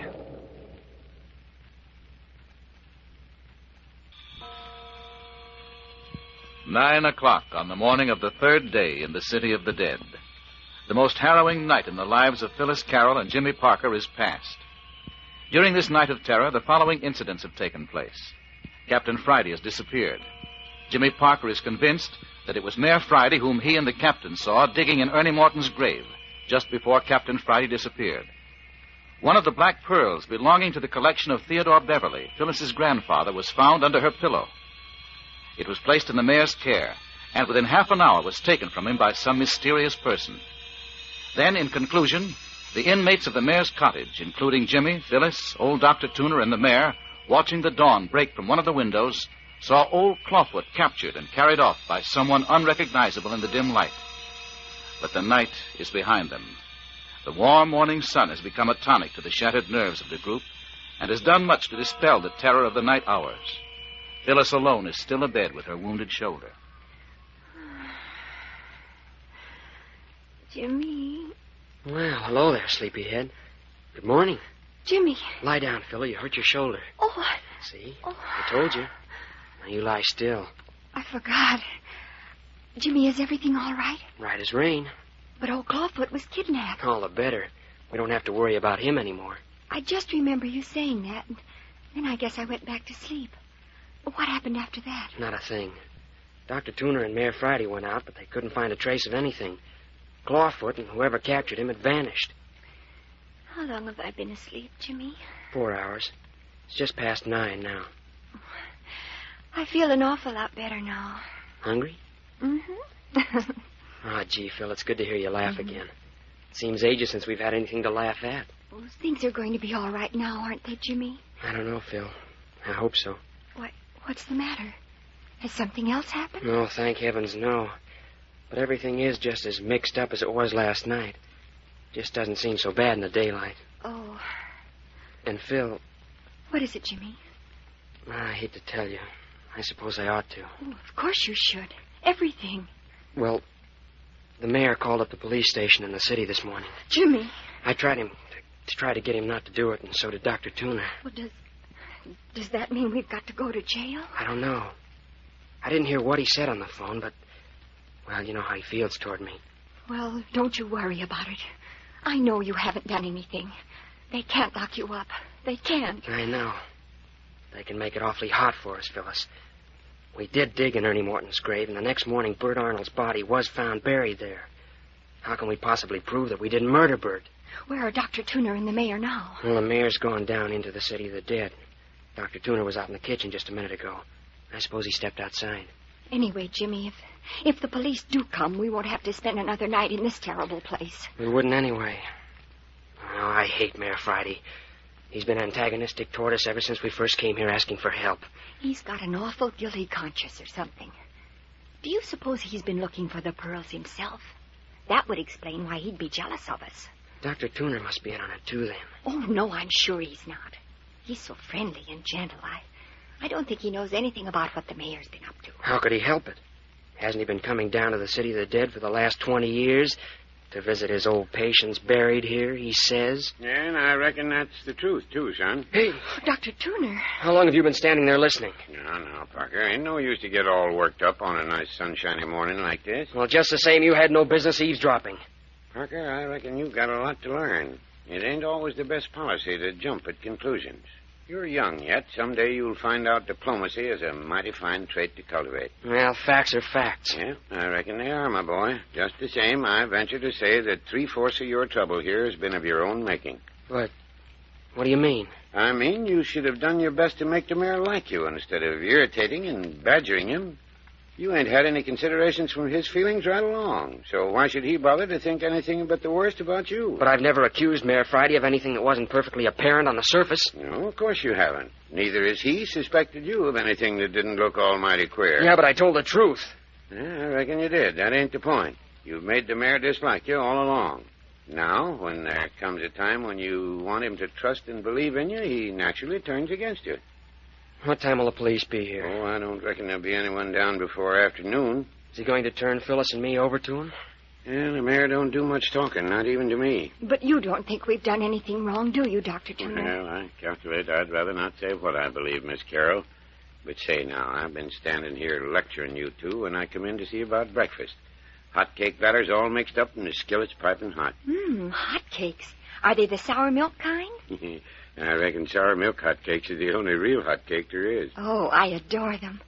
Oh, come on, Jimmy. You are hungry, aren't you? No, I suppose so. Miss Carroll, you're lucky to have a young fellow like Jimmy Parker. He sat by your bed all the time you were asleep. He just wouldn't move from your side. Oh, Jimmy, you shouldn't have done that. Haven't you had any sleep all night? No, forget it, Phil. I feel fine. Yeah, I'll go out and put on a batch of hotcakes. Oh, by the way, Miss Carroll, do you like your eggs straight up or over easy? Over easy. Oh, isn't he a dear? Mine straight up, Doctor. One straight up, one over easy. I got some mighty fine home-cured bacon for you, too. Jimmy, it was awfully nice of you to sit beside me while I slept. I think that was why my dreams were so sweet. Oh, Phil, dear, you were so lovely sleeping. All the time I sat here beside you, you were smiling in your sleep. I wondered what you were dreaming about. Don't you wish you knew? Phil, dear, was it... Listen, Jimmy Parker, you go get me a pan of warm water and a comb and a mirror. You're a fine nurse. I'll bet you'd have let me eat breakfast without even powdering my nose. Yeah, I guess I would. But, Phil... Hurry, Jimmy, or Dr. Tooner will be in here with the hotcakes before I'm ready. They're browning nicely. I got a good dew on them this morning. Oh, here comes the mayor, Dr. Tooner. I caught a glimpse of him through the window. Well, I'll put a couple of more eggs in the pan then. Good morning, Mayor Friday. Good morning, Miss Carroll. How do you feel? Oh, much better, thank you. Mayor Friday, are you going to turn Jimmy and me over to the police? Now, Miss Carroll. But we only parked Jimmy's car near the city of the dead. I think if you understood about us... Miss Carroll, I think you and I ought to have a good long talk together. Why, what about? Shh. Here comes young Parker. We'll talk about it after breakfast, huh? Here you are, Phil. Oh, Mayor Friday. Yes, it's me. Here, Phil's a basin of water, soap, and wash rag. Thank you, Jimmy. Now, if you'll get me a comb and a hand mirror... Sure thing. Comb and a mirror. All right. Here you are. Thanks.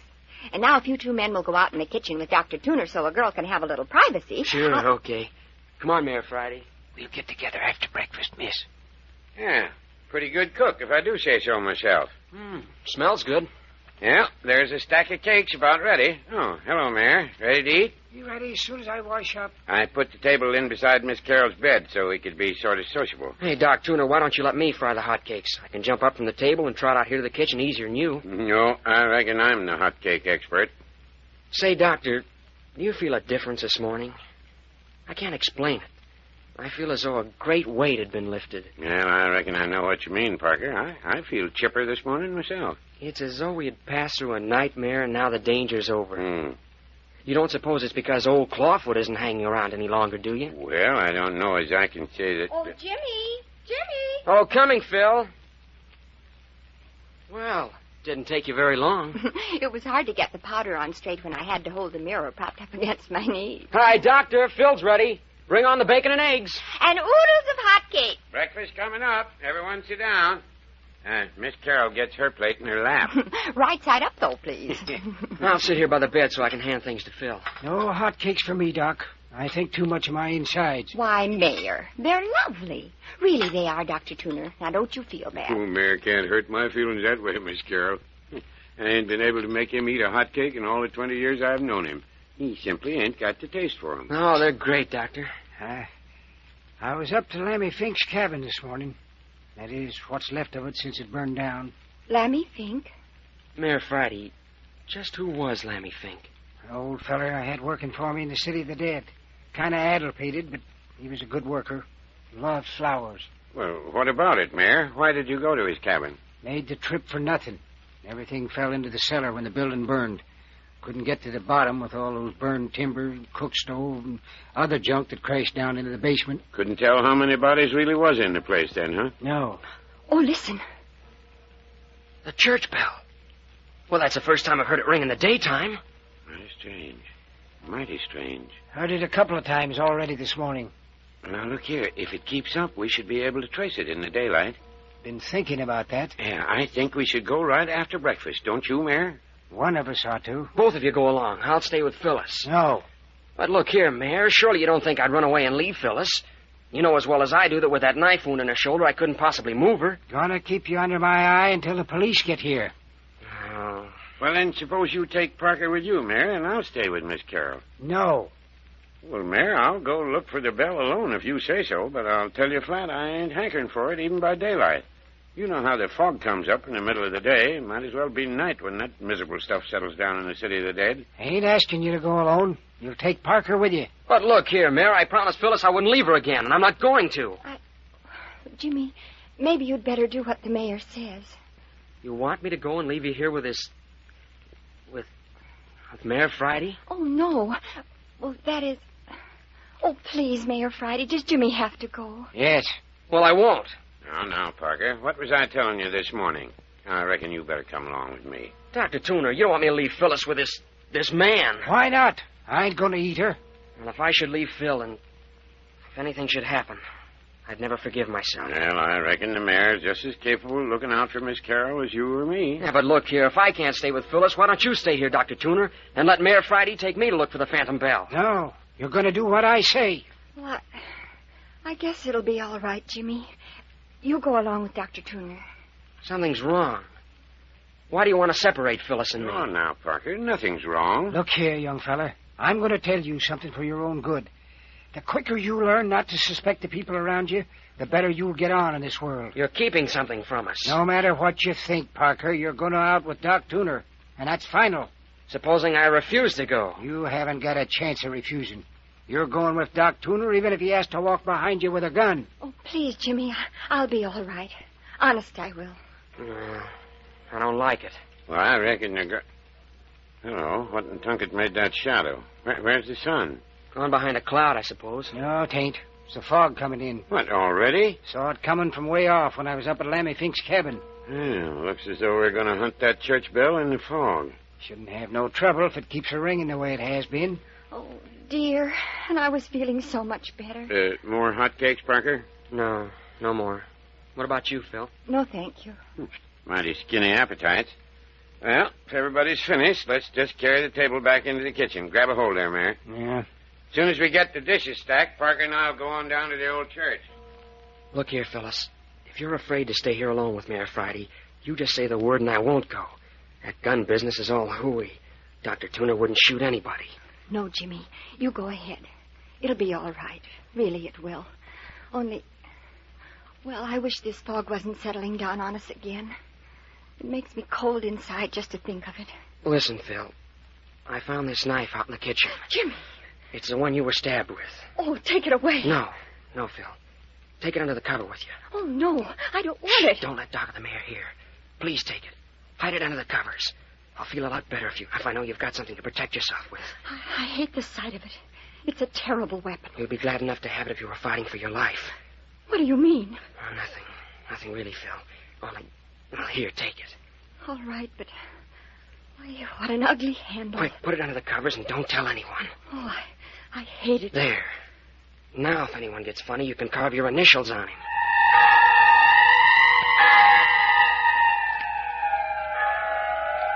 Why is old Mayor Friday so intent on having Phyllis to himself? What is it that Jimmy fears for her? And beyond all else, what will Jimmy and Dr. Tooner find in taking up the trail of the phantom church bell? And the missing Captain Friday? But more of all that in just a moment. That ugly knife gives me the shivers. I won't rest a bit while it's under the covers with me. Use it if it's necessary. Here's something else. What is it? A whistle. Where did you get that? It's a police whistle Captain Friday left here. Take it. Why, what for? To use if you're in danger. Do you think something's going to happen to me? Not if I can help it. But with this knife and the whistle... I don't want to frighten you, Phyllis. Honest, I don't know of a single thing that might happen. But, well, you know what a time we've had so far. Yes, I know. Well, when you take this whistle, if you get suspicious that things aren't going right, or you become frightened, you just blow this police whistle as hard as you can. You'll be surprised how far it'll carry. Do you think you could hear it anywhere in the city of the dead? I think so. Anyway, we won't be out of range of it very long. That does make me feel safer, to know that I can call you. Shh, watch it. Now, Parker, get your hat and let's get started before the fog settles too thick among the tombstones. All right. I'll be right with you. Now then, Miss Carroll, don't you worry. You aren't in any danger, and nothing's going to happen while we're away. You just see if you can't get a lot of sleep today. If everything goes as it should, you'll be up and walking around another day or two. You're sure I'll be all right, Dr. Tooner? Well, of course you will. Well, don't be gone too long, will you? Oh, I don't reckon we'll be out any longer than we can help. Mayor, you're going to take good care of Miss Carroll now, ain't you? I reckon me and Miss Carroll are going to get on right smart, ain't we, miss? Oh, yes. Yes. Me and her got a lot of things to talk about. Well, don't get so interested talking you forget about your job as nurse, Mayor. Well, I'm ready, Dr. Tooner. All right, Parker. Goodbye, Phil. Remember, don't take any chances, will you? No, Jimmy. I promise. Come along, Parker. Come along.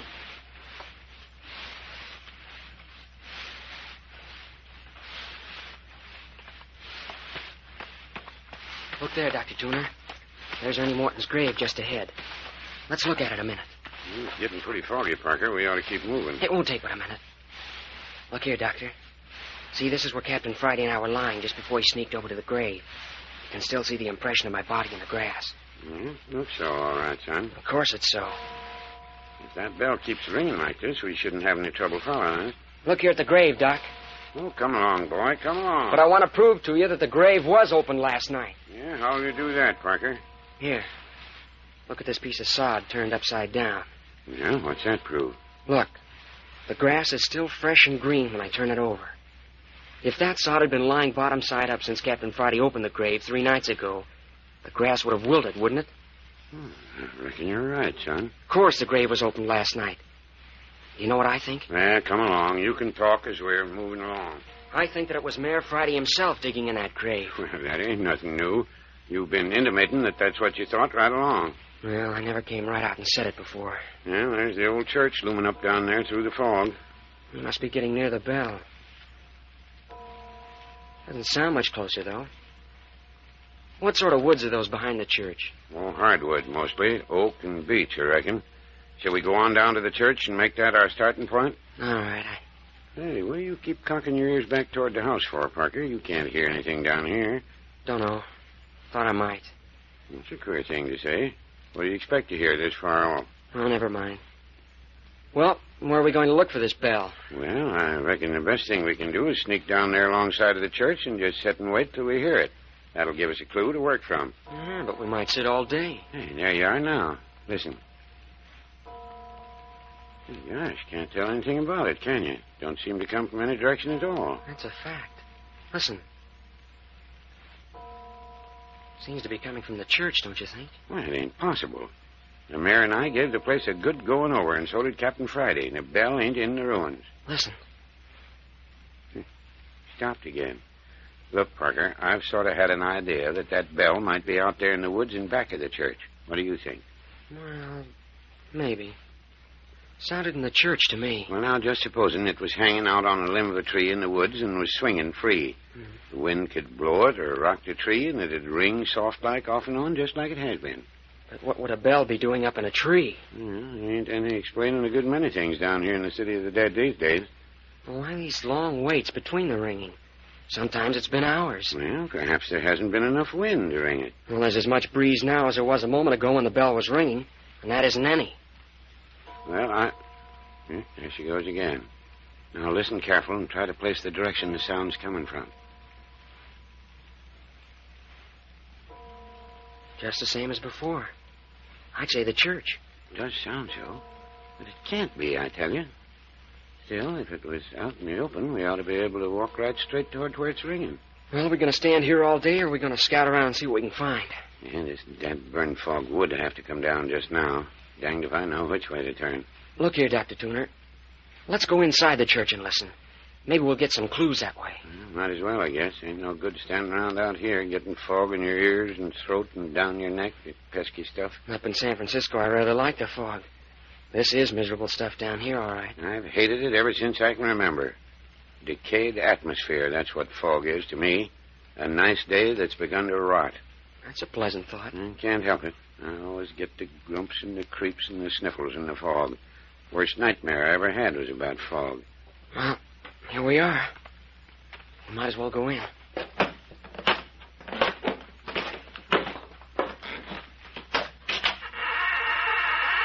Good thing I brought a pocket flash along. Go ahead, but mind your way. Them floorboards is rotten as punk. You're likely to break a leg. You want to lead? No, you go on ahead. This here's your idea. Here, you can have the flashlight. Well, okay. This is a miserable hole, isn't it? Everything wet and mildewed. Shh. Why, the bell's fainter in here than it was outside. I reckon I was right after all. Quick, let's get outside. Now we're getting somewhere. Hey, look out where you're going, fella. You'll go through the floor. Come on, Doc. Come on. Oh! Parker, are you hurt? Parker, are you hurt? Answer me. Parker, you got the flashlight. Turn it on. Parker, answer me. Answer me. Doctor! Dr. Tuner, don't carry on so. I'm all right. All right.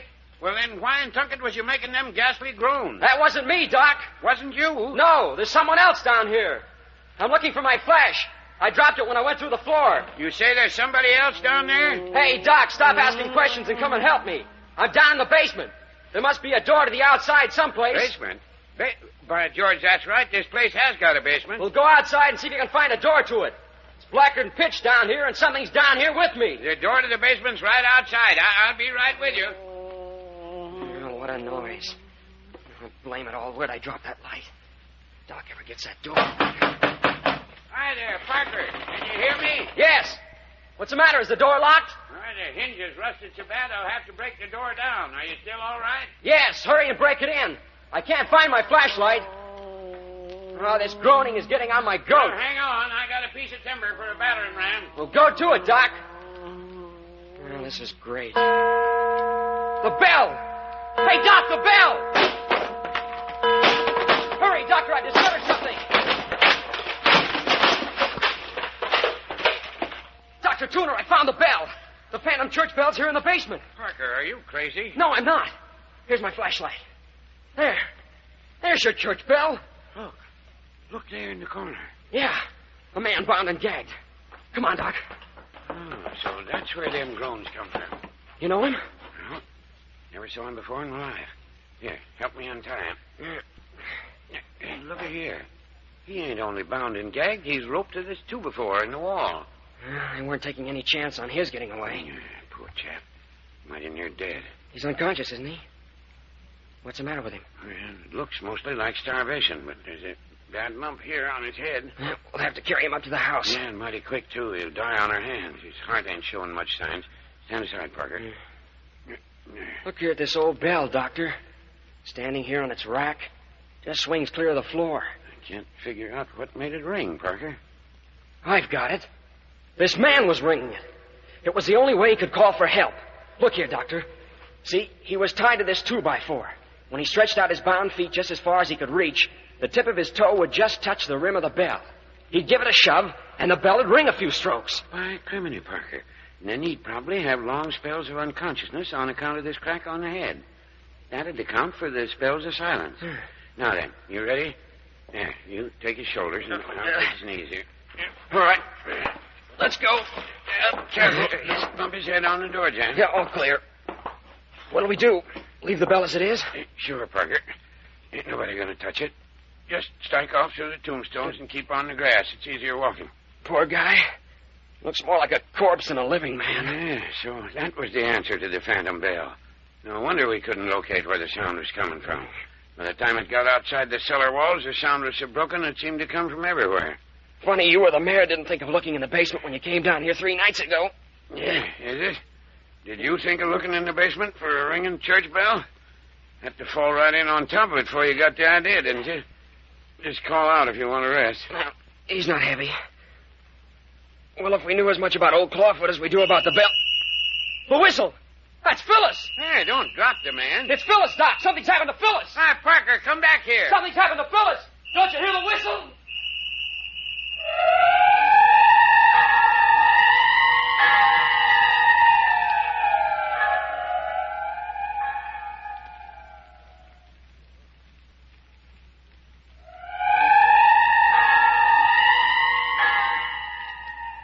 You have just heard the 9th episode of The City of the Dead, written for radio by Carlton E. Morse. Next week brings you Where the Pearls Were Hidden, the 10th and final episode of this adventure thriller.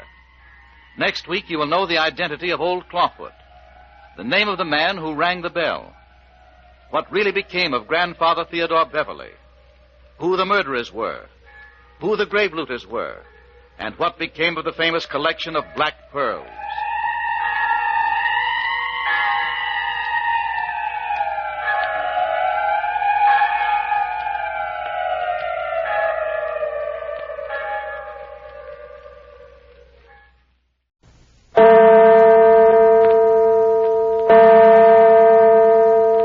Adventures by Morse.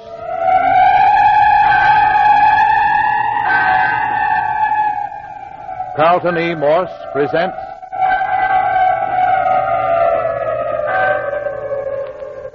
The City of the Dead, featuring Captain Friday. If you like high adventure, come with me. If you like the stealth of intrigue, come with me. If you like blood and thunder, come with me.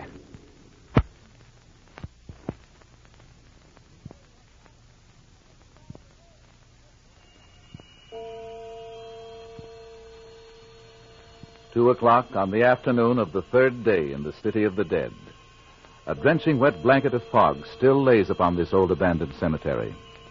In our last episode, Jimmy Parker and Dr. Tuner had gone down into the City of the Dead in search of the phantom church bell, leaving Phyllis Carroll alone with Mayor Friday.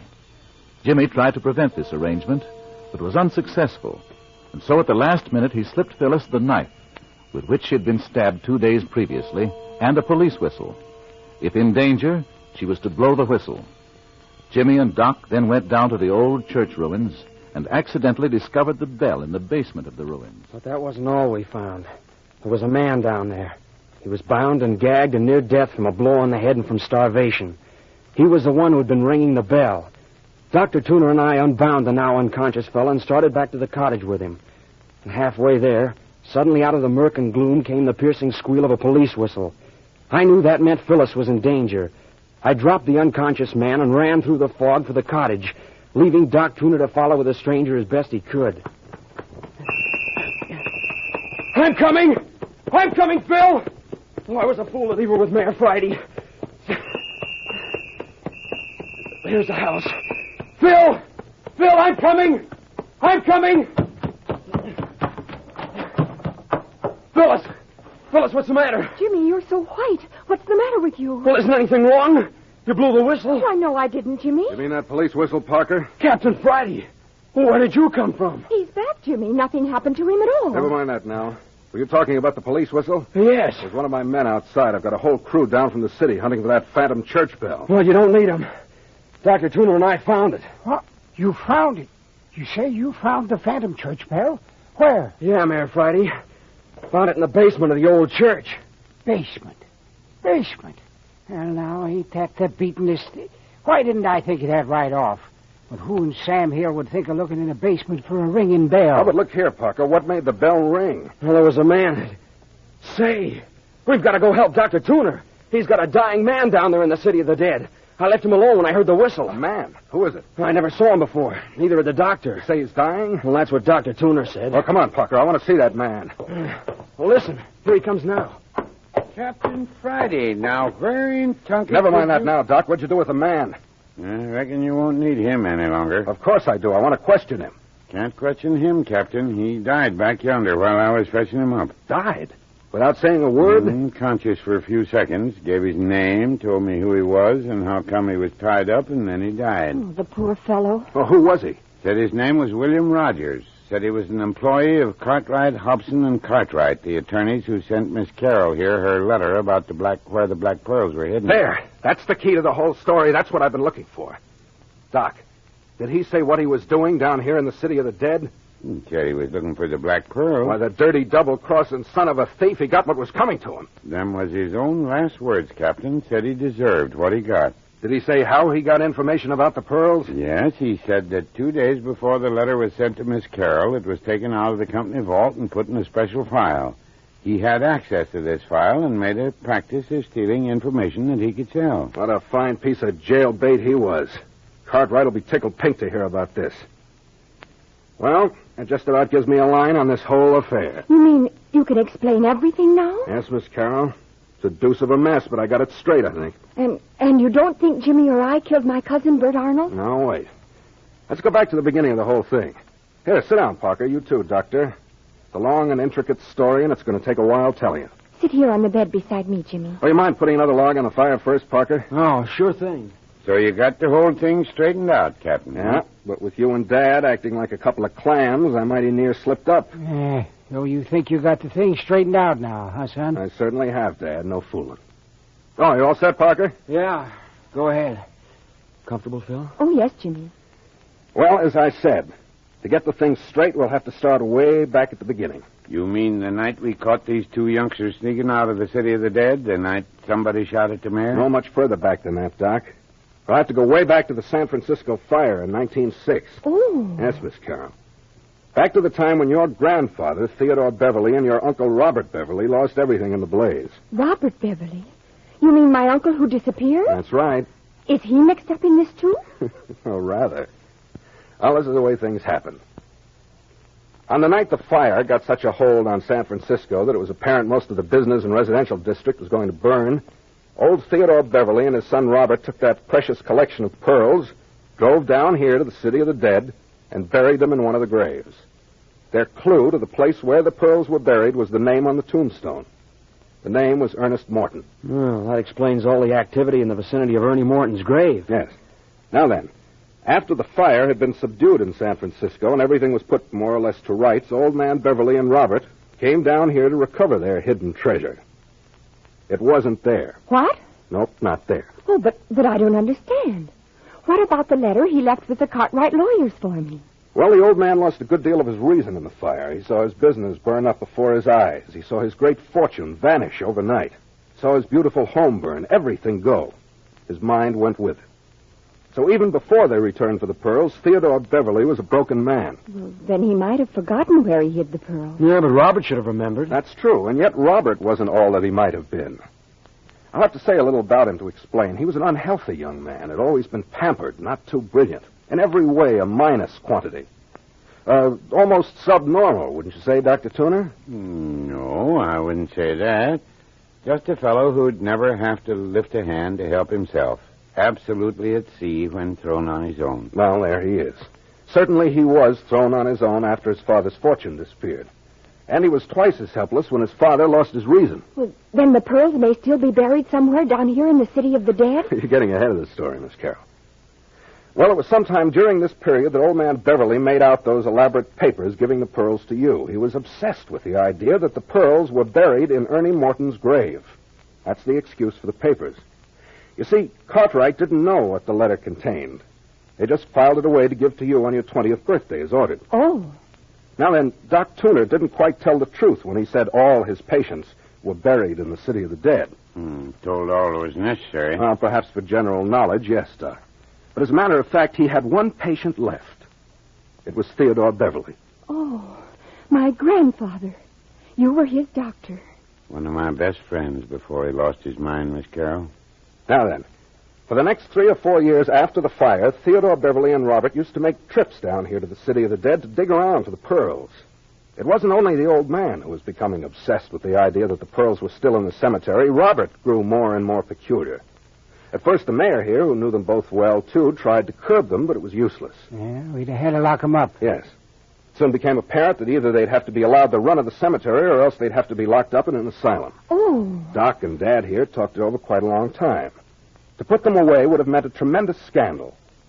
So finally, after much thought, Dad built a little cabin back there in the woods and moved both of them in. Say, look here, Captain Friday. You're not going to tell us one of them was masquerading as Lammy Fink. Exactly what I'm saying. Robert Beverly and Lammy Fink are one and the same person. Yeah, but if you knew... I didn't know it, Parker, until I got on this case. I grew up as a kid down here thinking that Lammy Fink was no one else but Lammy Fink, an addle-pated gravedigger, and that the old man who lived with him was his crazy father, Old Fink. So Mother's suspicions were right. Grandfather wasn't drowned. No, not drowned. They just faded out of the world they'd always lived in and became mere shadows in the city of the dead. Their obsession concerning the pearls took a peculiar form. They set up a sort of guardianship over the city of the dead. They watched everyone who approached the cemetery like hawks. Everyone who came down here, they believed, were here to dig for their pearls. Yeah, never hurt no one. Just watched them until they left. That's right. Well, it got so they didn't do much digging themselves. The old man would grow uneasy about once a month and go out and dig like fury for a few hours. Dad here got so he could tell when a spell was coming on. After old man Beverly had worn himself out and had left, Dad would go down and fill up the hole and replace the turf. So that's how all those graves have been refilled so mysteriously. Remember, Captain, I told you the place where Phil and I had dug had been covered up. And the grave was refilled after we opened Ernie Morton's grave and found Bert Arnold. Yes, Dad was responsible for all that. Well, now, that brings us down to the night that the phantom bell started ringing and old Clawfoot put in his appearance. And you, Miss Carroll, and Parker here were captured. Yes. Well, who was old Clawfoot, Captain Friday? Ah, just a minute. At least 2 days before you and Parker came to the city of the dead, Dad here discovered that the cemetery was receiving night marauders other than Robert or old man Beverly. He called Dr. Tuner down the second day, and things had just about reached some sort of a mysterious climax when you two kids walked onto the scene. Dad and Doc naturally thought they'd finally caught the guilty parties, and they locked you up. They didn't call the police because they feared giving away the Beverly secret, which they dreaded doing after all these years. So they just locked us up. That's it. But they were curious about this phantom bell. They went down to the old church and found that new rope hanging from the ceiling. As you know, Dad pulled the rope thinking it would ring the bell, and he was creased by a bullet. Yes. Well, who did that? That was a booby trap. That rope wasn't fastened to a bell. It was fastened to the trigger of a revolver on the opposite side of the room. A thread fastened to the rope ran across the ceiling and down the opposite wall to the gun, which was pointed directly at the rope. Anyone pulling the rope would be in a direct line with the bullet. But who would rig up a trap like that? That's what took me the longest to figure out.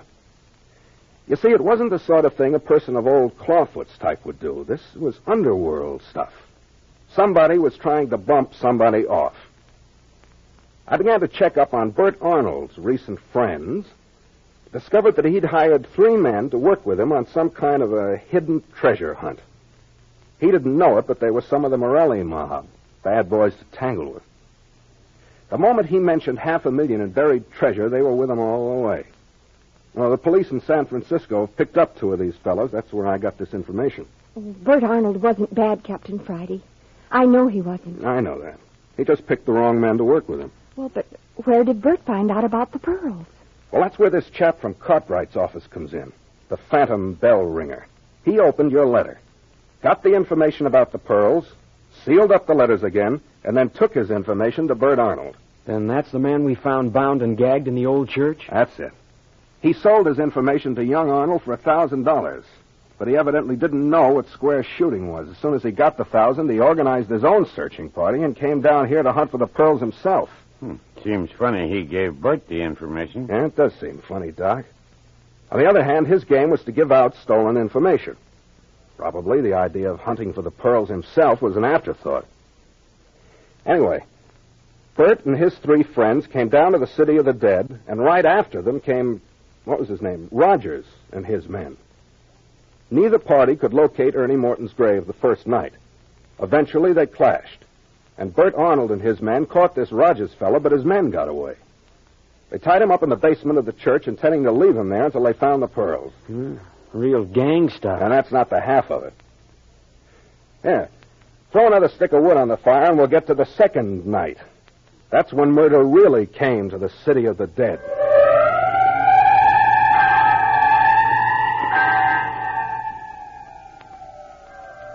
Slowly the skein of intrigue and desperate action is beginning to unwind. When Jimmy and Phyllis came down to dig in the grave of Ernie Morton, they set into motion a train of events which shook the whole graveyard. Death was breathing down their very necks. But wait. The second night, Bert's gang had no better luck in looking for the Morton grave. But the third night brought you 2 kids down here. You went directly to the grave. How did you find it? Well, there's a map in the City of the Dead with all the plots named on it in the recorder's office in the City Hall up in San Francisco. We found it on that before we came down. You don't say. Well, you're not so dumb. Oh, and now to get back to the gun trap in the church. Bert's men were using the church for a hangout in the daytime, doing their searching at night. One evening, while Bert and his men were out, Rogers' men slipped into the back room and rigged up the booby trap for revenge, hoping that one of the other gang would be shot. Evidently, however, Doc, Tooner, and Dad were the first to run across it. Yeah, just my kind of luck. What a horrible, cowardly thing to do. Well, now to get back to the night you came down. You went to Ernie Morton's grave and began to dig. It wasn't any time until Bert and his men heard you and crept up to see who it was.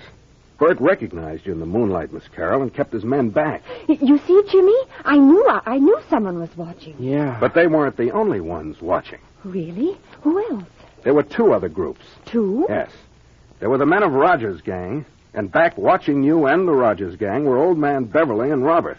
Well, now, if that wasn't a setup. Finally, Miss Carroll, you became frightened, and you made Parker quit digging before he'd really had a chance to get deep enough to find anything. I couldn't stand it any longer. The minute you 2 left, Bert and his men sneaked up, saw that it was Ernie Morton's grave you were digging in, and took up the work where you 2 left off. You see, they saw that you hadn't found the pearls. Oh, I'm glad we didn't find them now. Just think what might have happened. Well, the Rogers gang waited until you were out of hearing, and then they jumped Bert and his men, and in the fight, Bert was strangled and his men driven off. Oh. Then they, in turn, took up the job of digging. Then the Rogers gang got the pearls after all? Now, wait a minute. After they dug to their satisfaction, they threw Bert's body in the grave and partly covered it up. Later, Dad came along and saw the half-opened grave, and thinking that Old Man Beverly had been up to his tricks again, filled it in, not knowing that he was helping to cover up a murder. But what about the sobbing we heard on the road? And who stole Jimmy's car? The car was stolen by Bert's 3 friends. They wanted to make a quick getaway after Bert was killed. You thought there were only 2, but the third one got into the car further down the road. And what about the person we heard sobbing? That was Robert, or Lammy Fink, whichever you wish to call him. But where was Old Man Beverly? In Lammy's arms. In his arms? Yes. The old man's terror at seeing a man murdered was so great that it killed him. Lammy, or Robert, grabbed his father's body up in his arms and fled sobbing through the tombstones and down the road. That's who you two youngsters hurt. Yeah, but look here, Captain. I thought you told me it was Lammy Fink who was scared to death. Well, I thought it was at first. You see, I hadn't seen either Lammy or his father for 10 years or more. Besides, I only had a few moments to examine the 3 bodies down in the cellar of Lammy's cabin before the place was set on fire. Light was bad, and added to that, Lammy and the old man always did look a great deal alike. Yeah, but Dr. Tooner and the mayor should have recognized the old man. Well, they would have, except that they had even less time to look over the bodies than I had. I thought Lammy's face looked awfully old, but the captain said it was Lammy, and I never thought to check up. The light was so bad I didn't even get a good look at his face. So my grandfather has just died. It seems so strange. I can't realize it. You see, I've thought of him as dead for more than 10 years. But that means Lammy Fink isn't dead. Yes, Parker. That means Lammy Fink isn't dead. Well, where is he then? In custody. You mean Lammy Fink is in jail? Robert Beverly, alias Lammy Fink, is under observation. But we'll get to that presently. The next question in line is who burned Lammy's cabin? Yeah, I'd like to know about that myself. Well, it was one of Bert's gang, Dad. They made their getaway in Parker's car, but they'd left so many clues behind them that it was necessary for them to return and sort of clean up. I got this from one of the men we caught. According to him, they returned the next night after Bert was killed and saw us dig up Bert's body. We left him at the grave while I went after a stretcher, and you, Dad, and Doc here, dashed off after old Clawfoot. Parker was still out from that clip I gave him on the jaw. They sneaked in and got the body.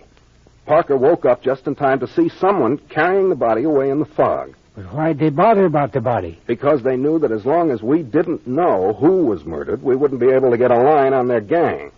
That likewise was the reason for the burning of the cabin. Now, the next incident was the murder of the stranger who tried to saw his way into Parker's room. The man we saw Clawfoot murder? Yes, that was another member of Bert's gang. Remember, I was clipped on the head, and his body also stolen for the same reason that Bert's was stolen. To hide the identity of those still remaining alive. Yeah, but how did the bodies get in the cellar of Lammy's cabin? Well, according to the men we have in custody, they put the bodies in the cabin thinking it was a deserted shack. Lammy must have come along and lugged them down into the basement and arranged them alongside the body of old man Beverly. Lammy, by this time, was completely out of his head. Say, Captain Friday, just when did you capture Lammy Fink? Later. Oh. But why did Clawfoot kill him? To protect you and Miss Carroll. To protect... Say, who is Clawfoot anyway? Oh, Jimmy, don't you know by this time? It was Lammy Fink, of course. Yes, Lammy Fink. Or if you prefer, your Uncle Robert, Miss Carroll. Oh, well, then he must have known me. Yes, he knew you all right. That was why he patrolled about the house. That's why he brought you the Black Pearl. The Black Pearl. Clawfoot or Lammy Fink brought me that? Yeah. The night he broke into the cottage. He put it under your pillow when you fainted. He threw the knife through the window that stabbed you, too, Miss Carroll. He did? Well, but why if he was protecting me? He didn't mean to hit you. That was an accident. By the way, where is that knife? What? Well, but tell me, Captain Friday, why did he throw it? Well, where's the knife? I'll show you. Well, Give it to him, Phyllis. Well, Well, what's it doing there in bed with you? I gave it to her for protection when I had to leave her. Oh, you did you? Thought I was going to murder her, I suppose. Oh, I'm sorry, Mayor Friday. Honest, I am. I shouldn't have suspected you, but... Well, I had to do everything I could to protect Phil. I think I understand, boy. Forget it. Well, look here at the knife. See here how the handle screws off the blade? oh, what's inside? There. The Black Pearl. Not the Black Pearl, Miss Carroll. A Black Pearl. But I don't understand. Well, it's simple. Old man Beverly kept 2 of the pearls out of the collection for some unaccountable reason. And the old man died, Lammy fell heir to them, and he was trying to give them to you. He was highly unsuccessful both times he tried. The first time he almost stabbed you to death. The second time he nearly frightened you into fits. Say, I reckon while we're on the subject of that visit, I want to know how the mayor here got out of that bedroom when he was locked in. Oh, that? Yeah, that. Well, the mayor had slipped out of the house hours before. I didn't know where he was or what he was up to, but I didn't want the rest of you to know he was out and increase your suspicion. So I pretended he was asleep, and I locked the door. Yeah, I'll be dead, Burns. So it was you, Mayor, who was digging in Ernie Morton's grave at the end of the trail of bones. No, Parker, Dad wasn't digging in the grave. He was just filling up the grave that Robert Beverly, alias Lammy Fink, alias Clawfoot, had opened. He was getting battier and battier. The opening of the cottage door and dropping that skeleton inside was one instance. The scattering of his bones through the city of the dead was another. And finally, he gathered them up again in a sack and left them on the porch. But I want to know what became of you, Captain Friday, while I was lying behind that tombstone. Well, you have got an explanation coming. I saw it was Dad in the grave. I didn't want you to see him. So I made you lie flat, and then I sneaked out and took him away. After you'd gone back to the cottage, Dad finished filling up the grave and then returned to the cottage. So that's how it was. And about that gold pencil you had, Mayor. Go ahead and explain it, son. Well, when I caught Dad in the grave, I had him in a tight place. So I made him sit down and write out the whole story, most of the story I've told you. He'd been trying to cover up for the Beverleys, but I made him give me the lowdown then and there. Anyway, he borrowed my gold pencil and then stuck it in his pocket. That's how that happened. I hear you tried to lie out of it, got caught, Dad. No. Doesn't pay to lie if you're not good at it. Now then. But who jerked the mayor in my bedroom and robbed him of the other black pearl? Here, just a minute. Yeah, here it is. Here's your other black pearl. Then it was you in there. Yes, I needed that pearl.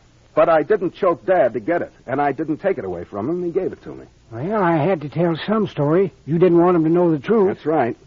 You see, folks, I wasn't getting anywhere working in the open, so I decided to disappear and keep my eyes on things from cover. Didn't take long to get to the bottom of things that way. Was it you that kidnapped Clawfoot out in front? Yes. Did you see that? Well, partly. It was still so dark we couldn't see who it was. It was I. Say, what made him make those horrible noises?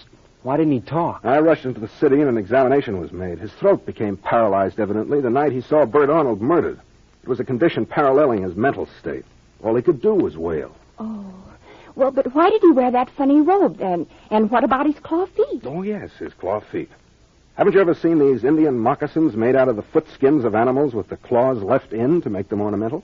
By gum, of course. Oh, then his feet weren't clawed at all. No. Lammy had a pair of those moccasins. He lost all of his clothes. When the cabin was burned, he didn't even have a coat. It was awfully cool. Dad had some sheets out on the line airing, and Lammy stole one of them to wrap himself in. Oh, the poor thing was just trying to keep warm. That's all. He wasn't the least bit interested in being ghostly. Well, isn't that the limit? About explains everything, too, I guess. No, there'll be points coming up from now on, but that covers the most important phases of the case. Yeah, but look here, you haven't even touched on the most important thing of all. Yeah? Yes. What's become of Theodore Beverly's collection of black pearls? Oh, the black pearls. Well, my dear Parker, the pearls are waiting for Miss Carroll up in a strongbox in the Civic Center National Bank, where they have been ever since the fire of 1906. What's that? You mean to say those pearls never were buried down here in the City of the Dead? Yes, they were. When the fire started, the pearls were buried here. But after it had been checked, old man Beverly came down here alone, dug them up, and deposited them in the bank. Right after that, he lost his memory. He remembered burying them originally in the City of the Dead, but he forgot all about coming back here for them and putting them in the bank. You don't say. Come in, how did you find that out? Well, at dawn this morning, I rushed Lammy to the city, and the whole story came out in the first editions of the paper about me having two of the collection of the Beverly pearls and all that. Well, the bank saw the story and called me. They had the rest of the pearls. They had an order to deliver the pearls to Miss Carroll on her 20th birthday. They did? Well, why didn't they do it then? Because the old man had made a mistake of a month in her age. The bank would have automatically delivered the pearls to you, Miss Carroll, next month. You mean to say that I'm worth $500,000? Exactly that. Oh, golly. Well, Jimmy, now you've just got to marry me. Hey. Yes, you do. A girl with that much money needs protection. Well, if you insist. Oh, darling. And you're all invited to the wedding. Yeah, and we'll be there. Don't you think we won't? And you, Captain Friday? Well, I don't know. I've got some business that's going to take me out of town if I get back. What kind of business, son? Military intelligence, Dad. The government's put a finger on Skip Turner and me to do a job for them up off the coast of Canada. Who's Skip Turner? One of my operatives in my agency. Off the coast of Canada? That sounds like smugglers. Well, I can't talk about it, but I can guarantee you there's liable to be plenty of death and destruction before we get through. There's some pretty lonely, wide-open spaces up in that country. And not all the animals go around on four legs.